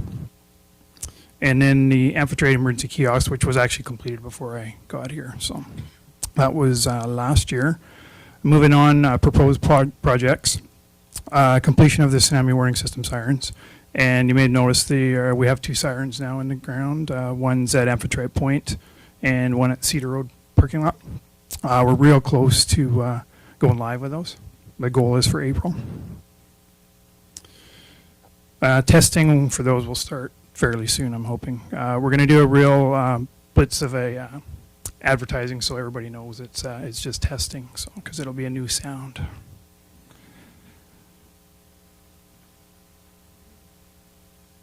We're going to be starting the Tugwell emergency kiosk very soon. In fact, Ms. Fortune and I have met with the contractor last week to go over some preliminary plans. So that'll be part of the Tugwell development with completion in the spring. The recent facilities review revealed a number of code compliance issues with the fire hall, which a lot of it I was aware of already, but there was $15,000 already put into my budget for each of the next 3 years. So we're going to use probably a good chunk of that, just bringing the fire hall up to code where it needs to be, understanding that down the road we need to be looking at a new facility. With hopefully as part of that $15,000 will include relocation of the EOC to the upstairs portion of the fire hall. That part of the hall is very underutilized right now, I think, and with a little bit of money and a little bit of lipstick, it could be very useful. So, and it would give us a whole lot more room for EOC and for training the firefighters. Also going to continue with prioritizing firefighter safety, including the firefighter air management program. So the recent UBCM grant, I just received a notice that was denied. So, but I am still going to pursue other ways of funding our lightweight air bottles for the fire department. To do with firefighter safety as well, and fire hall renovations is a big hole that we have in our fire hall, is that we don't have a shower, and it's part of cancer prevention. A big part of cancer prevention is going home clean, not hopping in your own car. So that's something that we really need to address somehow. So hopefully we'll be able to get that in the next little while as well in some way. And then I'm in the process of applying for the 2020 EOC grant, and I've just completed the ESS grant application for this year. ESS grant, as you know, is to include a disaster hub trailer, which we would use as a portable reception center for ESS, and as well it would house some emergency supplies. The EOC grant, which I'm just literally working on now, would include some training, but mostly hard goods that are necessary to upgrade our EOC capacity, and namely our amateur radio equipment. A good chunk of it would go towards that, upgrading that. And then future considerations, emergency generators for the UCC and the new high school, estimated about $180,000 each.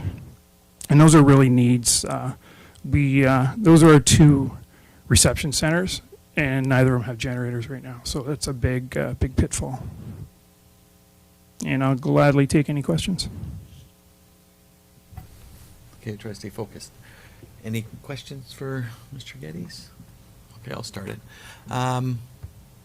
Mr. Boyson, I'm just curious, with the addition of the high school, I was kind of left with the impression that with the extension that we were kind of going to commit a generator towards that, the gym extension in particular.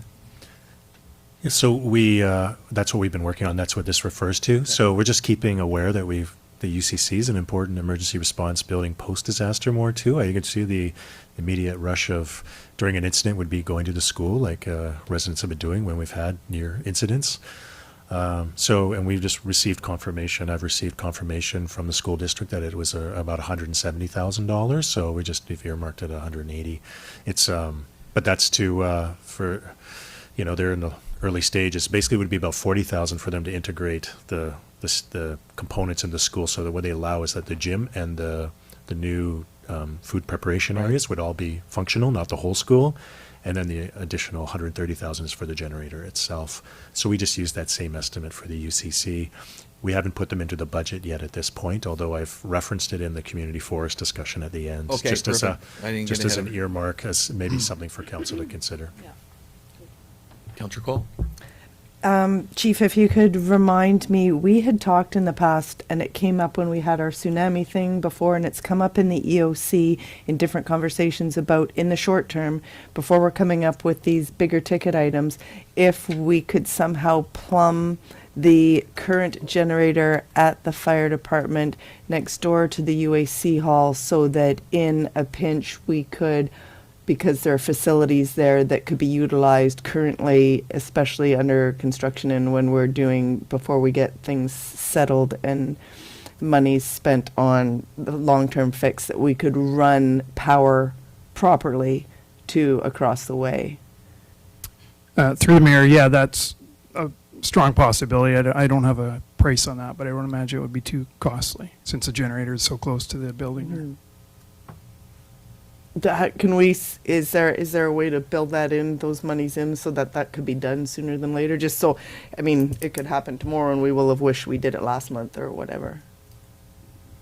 I think if staff could look at that and just see what the options are, because I'm not sure how much the demand is for the energy on that. So could a generator, a portable generator, I think the additional cost of connecting the lines and getting a contractor to do that work, but we should double check and make sure could a portable generator provide what we need for that, and maybe a portable generator is what we have for that building. It might be enough, but we should confirm that, and staff will investigate. Yes, supposedly the chief is before chief. It was said in the back that generator that's currently there, the big monster in the back, has a ton of more than the ability to run the building next door as well to full capacity. But that was just over the last year or two, what's been said in the EOC. or in the emergency network, whatever. It wouldn't be difficult for staff to get a quote for that, just to explore it and then bring that cost to council, so. Okay, that'd be perfect. That's definitely a conversation piece that's popped up a couple times, and we'll look forward to what you come back with. I'll gladly do that. Anything else for the chief? No, I think you got everything, and thank you very much. Appreciate it. You still have that little haze that you were on vacation.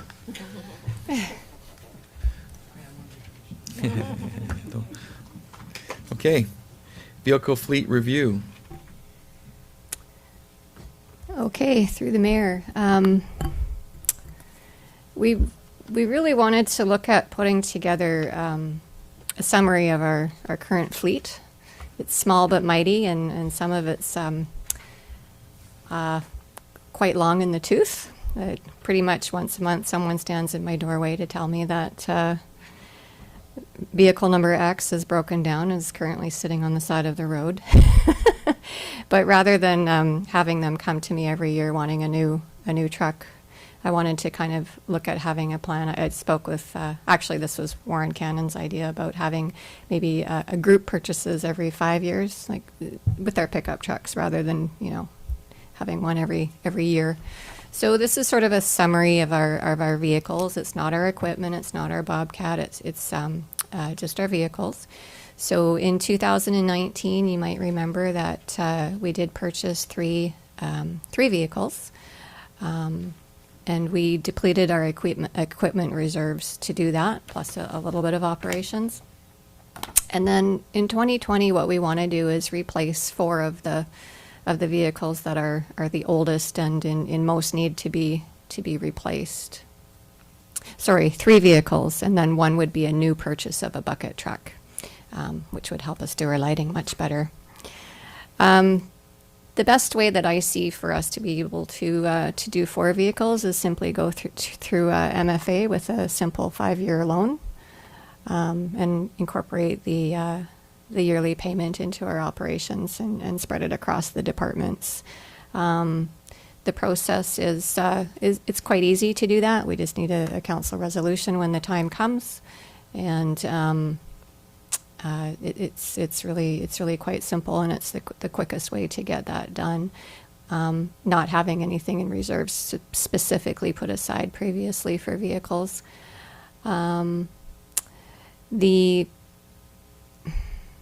The price, we've also put in a column for the replacement cost for all of our vehicles, but that would be if we bought new ones. It's not, none of those prices are used. So when you get to the bottom where all the fire trucks and fancy red things are, it gets quite costly down in the bottom there. But there certainly are options to look at used vehicles for the chief. I think his vehicle actually was used, and it's working out really well. So that's kind of where we are at with the vehicles. I definitely want to start incorporating into the operations budget some money set aside for vehicle reserves in the future, so that we get into the habit of putting money aside every year. And when in 5 years, this loan would be paid off, and then we would have some in our reserves to replace the others.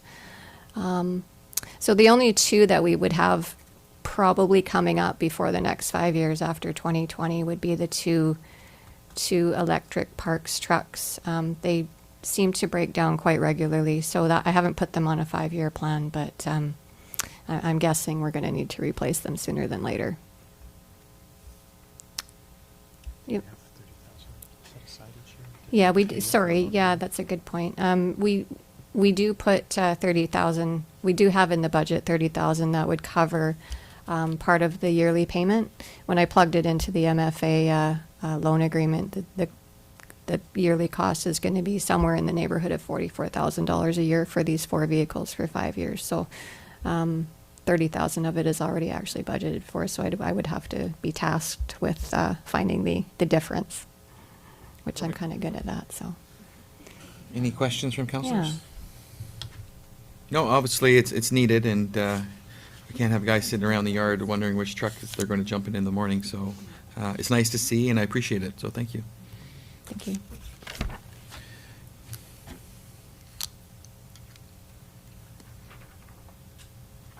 Okay to move on to the next Harbor, slide? yeah. Let's go. So since council acts as the harbor authority as well, you saw this slide earlier this week.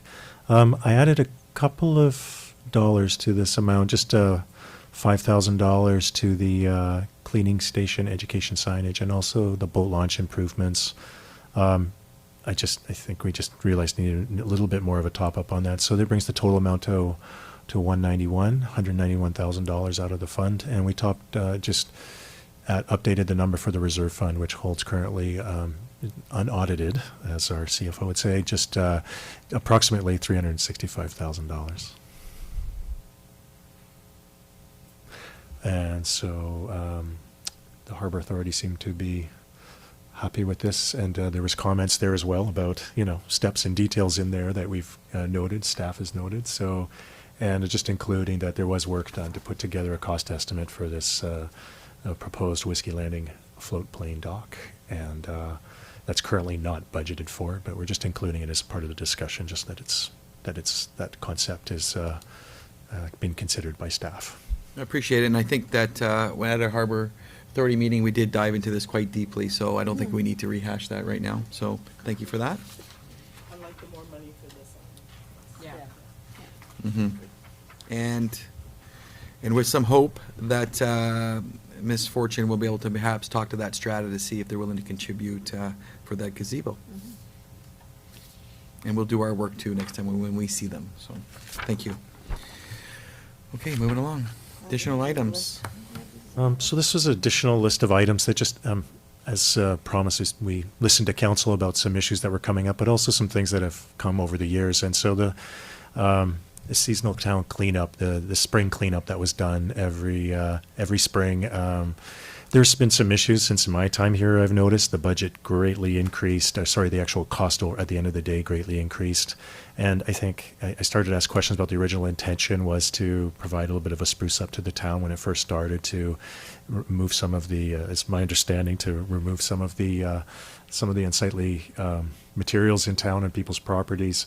I think it's reached a point now where it's for two reasons. The cost is well beyond 10,000. It reached into about beyond 25,000 last year, I believe.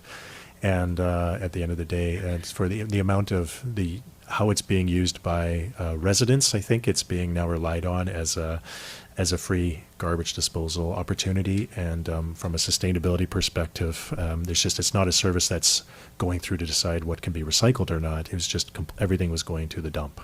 So it's, I think my recommendation from staff is that its time has passed, and the Recreation Department had another idea at the same time, was about doing a garage sale here for residents to be able to come and have space to be able to do a garage sale. And I think there's an opportunity there to time it with actually bringing your used materials here to do that, but also line up the bins here for a drop-off.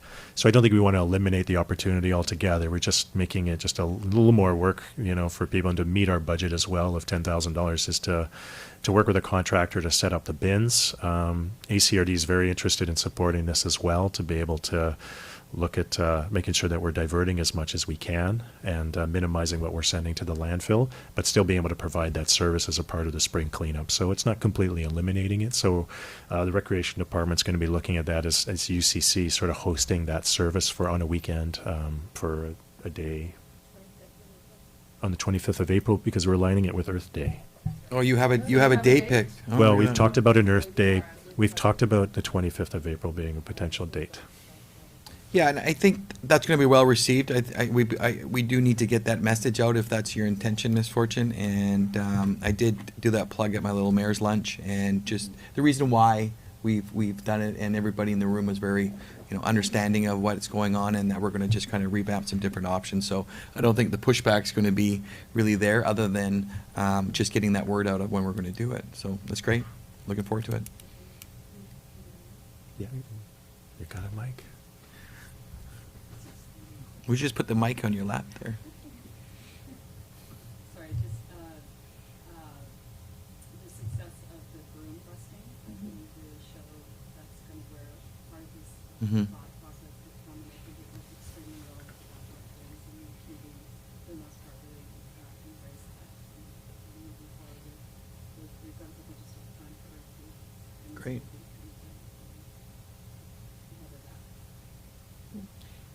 I think I'm glad we're still doing it in some sense. I really just think that it's very important to start to communicate and maybe educate people why we're doing that change, because there's a lot of talk already out there about when's it happening, what's happening kind of thing, so.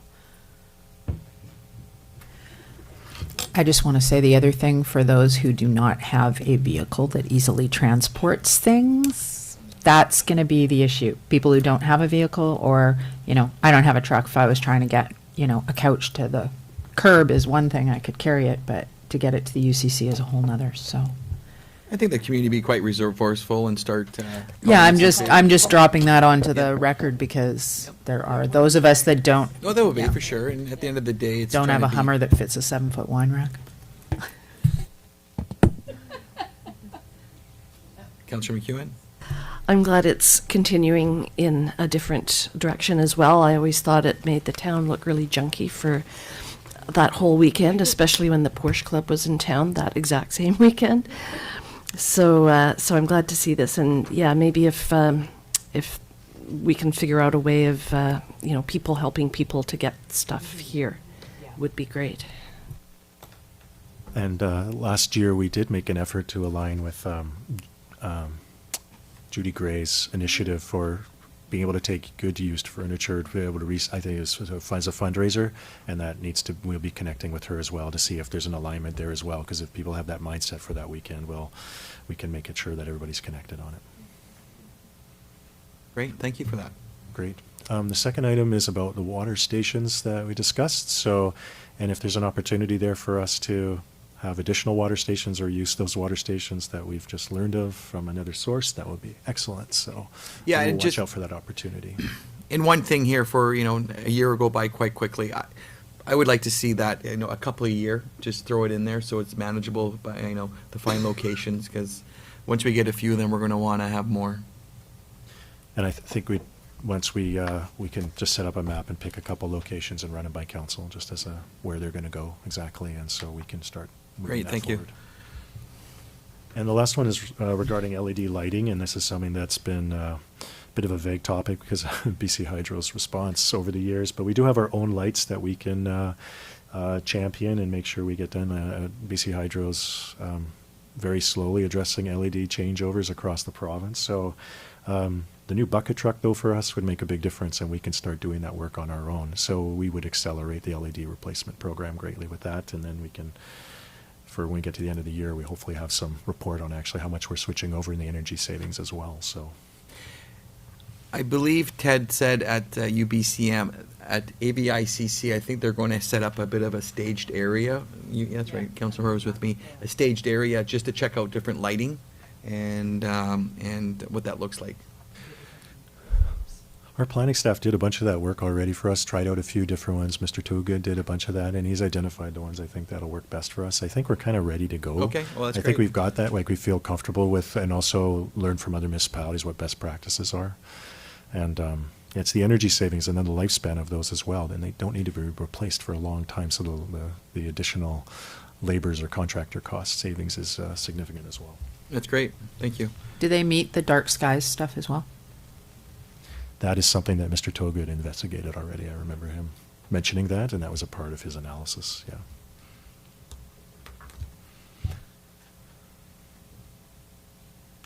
Okay, we're moving along nicely. So I'll speak to the corporate services and finance. We tend to blend our projects together, and so we, in 2019, we were was really happy with our strategic planning process, and I hope council was too. I think it created a great plan. We implemented new budgeting software, and webcasting is implemented, so we are now on YouTube, and the Waterworth implementation, which has been something that all of our staff have been very happy with, and that we were able to show council projections for our water plan, and that's confirmed with our manager too about all the infrastructure, the pipes as well. That was all a part of that. So it's really, sustainable financial planning for our infrastructure on that side. So we're really happy with that and giving us a lot more comfort on the finance side for the future. Carry forward projects, we have started the bylaw and policy gap analysis that's in the strategic plan.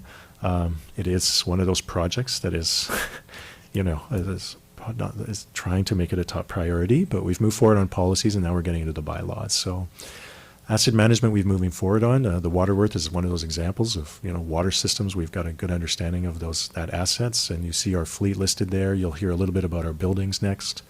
So we're moving forward the pieces of asset management, and over the next year we'll take some more steps on that. The climate adaptation plan is near completion. I'm just hearing an email today from the contractors that hopefully we'll be able to bring a draft plan to you shortly.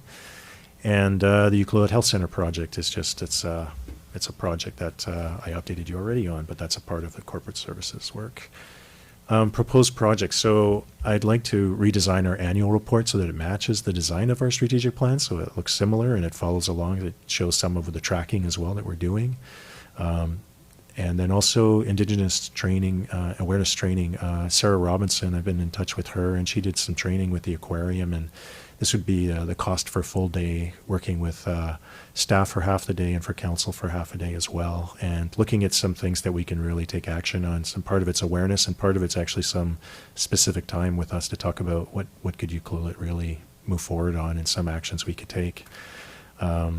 And then the Sewerworth implementation. So Sewerworth is sort of something that's evolved. We're very pleased with Waterworth. We asked about Sewerworth being an option from the same contractor, and they're looking at doing that with us next as well this year. So we're excited to be able to apply the same approach that we did with Waterworth for the Sewerworth projects. And all these are funded through operating budgets. So the top two are funded within the corporate services contracting budgets that we have allocated already, and Sewerworth can be integrated already into operating projects, but it's just worth noting those ones. Any questions I can answer about those?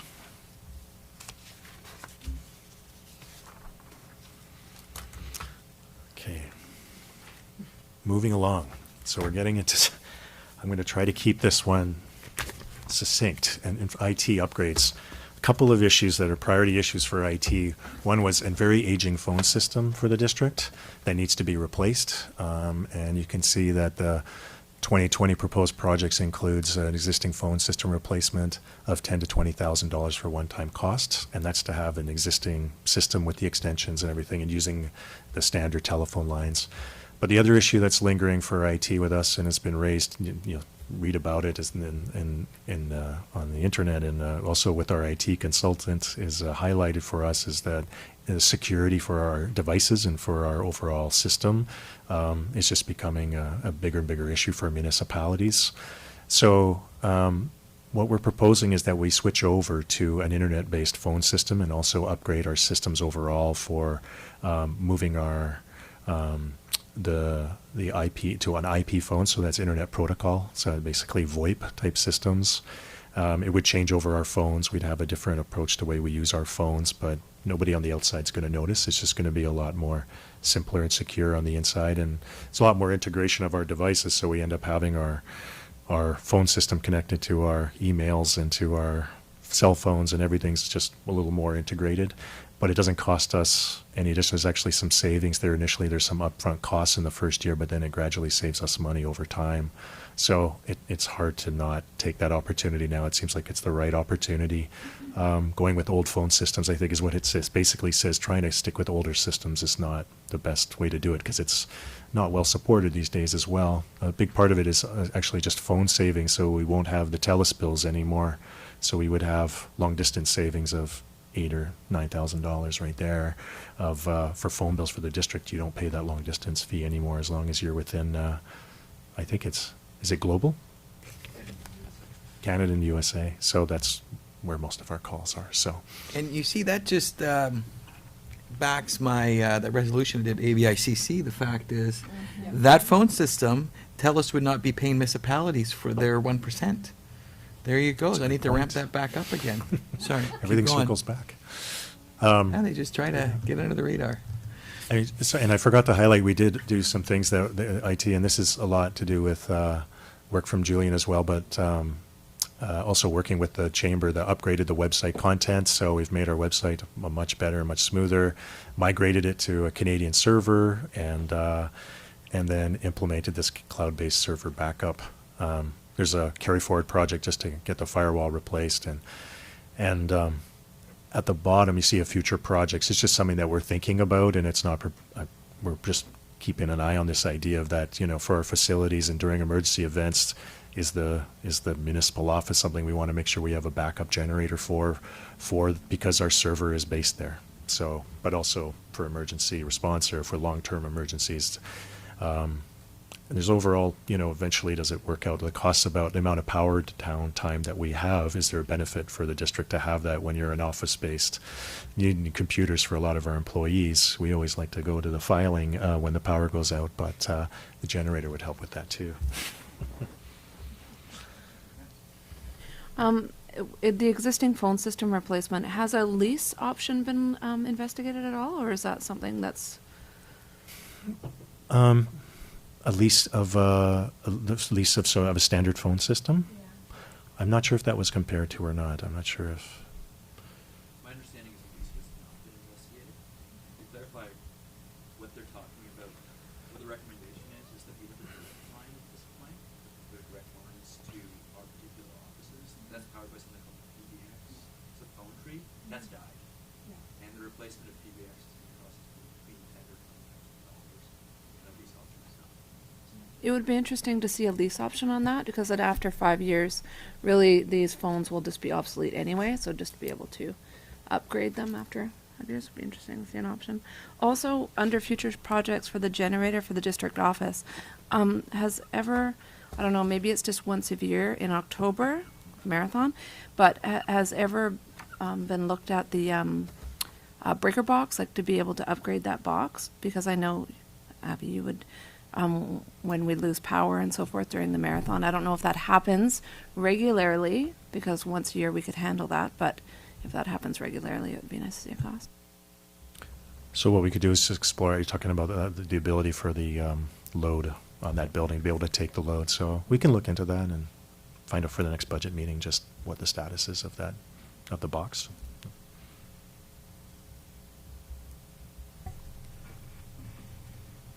No other questions on that one?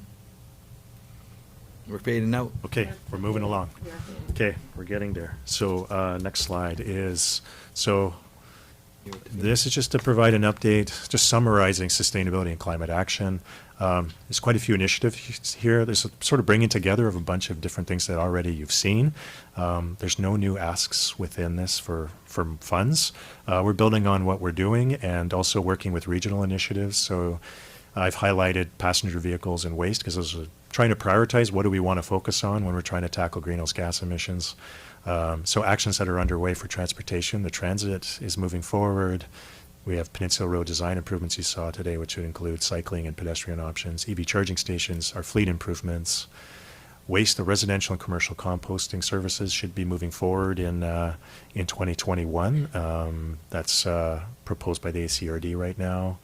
We've tackled plastics. We've talked about water fountains, spring cleanup day, and other actions is the step code building improvements. So we did have a positive engagement with that previously with the building community, and we're on the verge of being able to bring something to council soon. And we're working with our building inspector to be able to make sure we're in alignment with Tofino on step building code. So we have high efficiency buildings being built. Adaptation plan I talked about. Bruce talked about flood risk assessment and mapping, and then tourism green action plan. So the tourism plan is, so all these things tie together and you bring them all together. We're doing a lot on the sustainability and climate action front. So they were all embedded in everything. Mr. Grigg has a comment. I was just going to add one thing, that a week from today, you may see a transit bus around town. That BC Transit are coming to test out potential bus stop locations and stuff. So that is very much active and ongoing. So if you see a transit bus, don't be surprised. Did they let you know that, Councillor Cole? Okay.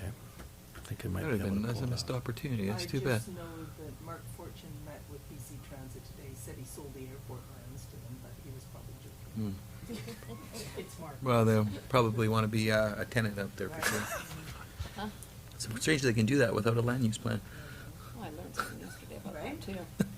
that too. Through the mayor, I think they're also there looking at just like what are all the potential options and capacity for maintenance on the West Coast. Well, I'm really happy to hear that there's going to be one driving around and that's getting some momentum, and Sign of progress. yeah, it's a very good sign of progress. Yeah, you're totally, it's all good. Sorry, Mr. Boyce, I That's cut you off okay. there. We started hearing about the bus there. He's just, No, that's we're all good going to have news. little BC Transit keychains here next week. That'd be great. That's good news. That's great news. So the next couple of slides get into a pretty big topic, and I'm I wondering think if- we could. Well, so there's a couple things we'd like to do before we get to. There's a couple of motions we like from council. So I could just say, like, this is something council can take home with them, but this facilities condition assessment shows you where our buildings sit based on that assessment. So please take a look at that. I can answer questions as we go forward. The next slide is something that is just staff proposing a concept here, just listening to council and also hearing about a lot of things that talked about where's the future center of town and where things could evolve over time. This is just a concept idea where we've thrown things together about what it could look like and thinking about all the different options. Thanks to the planning department for putting this together. Long-term visioning here is what we are doing, and the hard surface facility is also listed in there, food bank. We think about these things. They're not making any promises right now. We're just talking about ideas, but I think it's important that these, we start to have these ideas, and this could be a year-long discussion, but, there might be some things that might move forward with it. So if you're okay, I'll just keep going on because we're moving forward here. Well, when you show us that picture there, we kind of get pepped up a little Yeah, bit. I'm So totally you're like- okay. Okay, Everybody's well, awake here. Go ahead. Well, so, we do want to bring these back.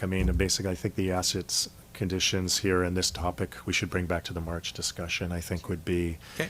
we could have these slides here, starting from this slide forward, I think is to revisit. We do want to be able to revisit anything from the last two meetings here for you to answer your questions at that March meeting. So, is there anything right off the top that you'd want to, or should we reserve those for March? No, sorry, just for this. March 12th is our next meeting, so we're not going to take any actions until we have a nice thorough talk with council about this topic, so. I think we can dive into it then. Yeah, I'm just gonna say out loud that I'll be on the phone. I'll be. Mexico? No, I'll be a day out of the conversation, so I'll be in Oh. Calgary all starting and stuff. Okay. But I'm happy to be on the phone. We'll make sure you'll have the presentation, we'll have that to you before then, so, or any slides we have, we'll make sure we get them to you. Perfect. And I want to say out loud, it's my birthday that day. So I'll anticipate maybe. We're going to get you a cake shaped like a hard sports facility there. It'll be kind of good. How does that sound? I think it's kind of ironic that I won't be here and I'll be starving and you'll be having cake. Yeah. It's just a little bit ironic. That's right. We'll get some little carrot sticks on the side there. I'm going to move it along. Okay. Well, and there's some points here made about this. So the reason we're bringing this up is that this was identified in residents as a For sure. part of the community forest survey, and this has been talked about. So we wanted to put some thoughts out there towards this discussion, just about these aging facilities that we have. We saw the building condition assessments. We have growing demands. Gymnastics here is doing very well, and we talk about potentially providing more space for gymnastics equipment, but a new space would be able to provide for that, and allow for the future growth. And condition assessments show what they have, and Tugwell's identified for the following reasons as a potential spot. And of course, at the end, you'll see me adding their decision must be reconciled with other asset management priorities. Let's just keep everything else in mind at the same time. So, but that's just make sure we don't get too excited. Well, it's the only thing that keeps us in these roles. So at the end of the Right. day, we need these Absolutely. kind of things because you see how we phased off with the IT conversations and stuff. So I know. projects is why we're here. I almost lost you there. And this kind of stuff is the stuff that we want to kind of push through. So this is great. Okay. Well, and so we should bring these back for lots of time Very to much. discuss and hear your feedback. We really do want to hear your feedback on these, and so I definitely don't want to rush it. But the community forest funds too, just some of the conversations and some of the things we've added here. We've had some items approved from the last budget about tsunami sirens and the health center feasibility study. I mentioned the Amphitrite Center, and there's a discussion also, of course, about related to Lot 13 and about affordable housing funds. And so just being able to set aside some money in the Affordable Housing Reserve Fund. And just to clarify about that comment, there is money going into that reserve fund right now. Is that online platform funds are going there, which we'll be able to get a final number for you, but it's more than was expected. The original was 65,000, so it'll be more than that? It's quite a bit more than that. Oh, wonderful, So, that's great. yeah. It's like 80 or 90 now, and I think it hasn't been tabulated yet, all of it, the money that's going in there. That's So, wonderful. the concept of a Tugwell recreation facility or some sort of thing or some sort of investment in Tugwell. This is just proposed, but it's just something that this is an option. And then emergency generator was something that was also just a part of a concept, an idea, and leaving some funds behind, of course, would be not looking to spend all the money, but this is just some of the priorities and putting an option there for council to consider. So just throwing it out there for a discussion. So hopefully it gives you some food for thought about where the money could be spent, but I think we're aligning it with priorities for the community and what we've been hearing from council. I think you've done a very good job at that, and I appreciate that. A lot of everything else before that with the projects and the little things right down to water fountains. It's nice to see that before us, because that's the reason why we take these roles and to get these things going, so. Great. Well, we will bring this back to make sure you have a chance to talk about it, and you have a chance now to think about it for at least a little while before our next meeting. Well, you are going to keep running. Okay, you're going to keep going. I just want to get, Okay, well, this is okay, important, just there's a okay. couple I of thought you- motions that we need for the grant application for the water capacity. and Okay, I filtration see where you're piece. going, okay. So you did see this one already.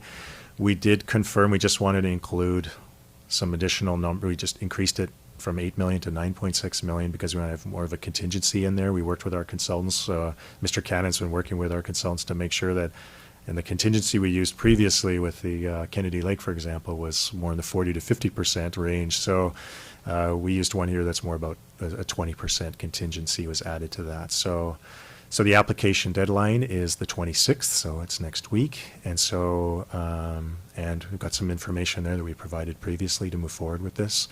But a council motion would be great to have as a part of the application we put in. We also be looking for other motions of support from other neighboring communities and from the ACRD. We'll be exploring those as well, but they can come in at a later time after the application is submitted. That's permissible. So we have a couple of requests for you to consider here. So one is there's two motions that are required as a component of the submission for the grant. And then the second one is just to make sure that we move forward. We do want to prioritize moving forward on the parking lot. And so that if council can allocate those funds of $150,000 gas tax funds, that doesn't include a bathroom at this time. So, but we can bring that back again as a discussion, but we could be getting things moving forward as sooner than later on the parking hub by confirming the allocation of those gas tax funds, which is just really redistributing them from the two, the Village Green project and the Peninsula Road project, and putting them towards the gas tax, towards the Cedar Road parking hub. And just for clarity on the number 2 here, those comments that we had made regarding possible project change and where the funds could go will be addressed in that, right? Yeah, so we will look at those now and talk about ways to put in a bathroom, and if we need to come back for additional funds, we'll have to talk about that. Like, it might be additional gas tax funds are applicable for this type of project. So I'll work with Dan to try to come up with the answers, and we'll have some options for those additional, Okay. making so sure those additions are made. Does someone want to take on number 1? I got it. I will move that staff submit an application for grant funding for the Ucluelet Water Capacity and Filtration Improvements Project through the ICIP Green Infrastructure Environmental Quality Substream, and that council supports the project and commits to its share of up to $2.6 million of the project. Second. Any further discussion? All in favor? Opposed? Carried. And number 2. I'll do that one. I move that council allocates $150,000 of gas tax funds to implement improvements to Cedar Road parking hub. Seconder? I'll second that. Any further discussion? All in favor? Opposed? Carried. Well, thank you for that. Great. We're almost there. Just the last 2 slides show that. You really are going for it. Go ahead. Go ahead. Well, we It's all right. No, we keep loaded going. you up today, but taking up your time. this I'll be is quiet. we sped through this last part. We just want to show that we did capture your comments from the last meeting, so we do want to make sure that we clarify that these are things you asked for. We got a lot of things addressed within the projects, the presentation slides that you asked for clarifications on. There's a list of 9 or 10 things, and these things we just want to make sure we'll get back to you in March with some to make sure these are clarified for you, because these were requested by council. And next steps, I can pass that on to Donna because I stopped talking. Oh, we've reached the end. Okay, so thanks for hanging in there. I said at the beginning of the meeting that our next meeting is March the 12th. at 2 o'clock.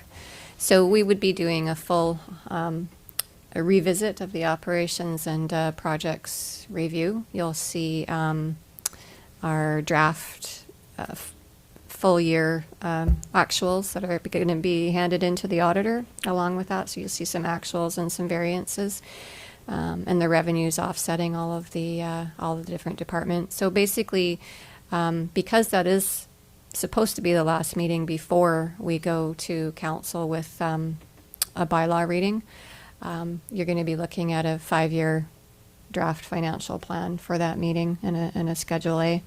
And I'd like to come forward with some options of what the tax implications might be for you to ponder and look at. Doesn't mean you need to make your decisions that day. We do have a full month in between, almost a full month in between March 12th and I believe it's the April 14th meeting is first and second reading. So if we need to have another meeting or another 2 meetings, there's certainly room to do that. Again, I don't want to rush the process. So, however you want to do it is fine with me. Just want to give you some options, and probably the first one will be is, okay, well, if you guys all want me to put everything in there, this is what it might look like, and where do we go from here? What would be the scaled down version if what your priorities would be? So, yeah. Sorry, and then of course the public presentation is supposed to be April 15th, which is after first and second reading, because we take the feedback from public. If there's anything that you want to change, we still have an opportunity to change that before third reading. So that's why that's set up that way this year. Perfect, thank you. Any other questions from councillors? Okay, we're just going to go to, is there any other business? Councillor McEwen? I think we have to circle back to 9.1. Oh. We put it on the back burner, remember? Yes, we did.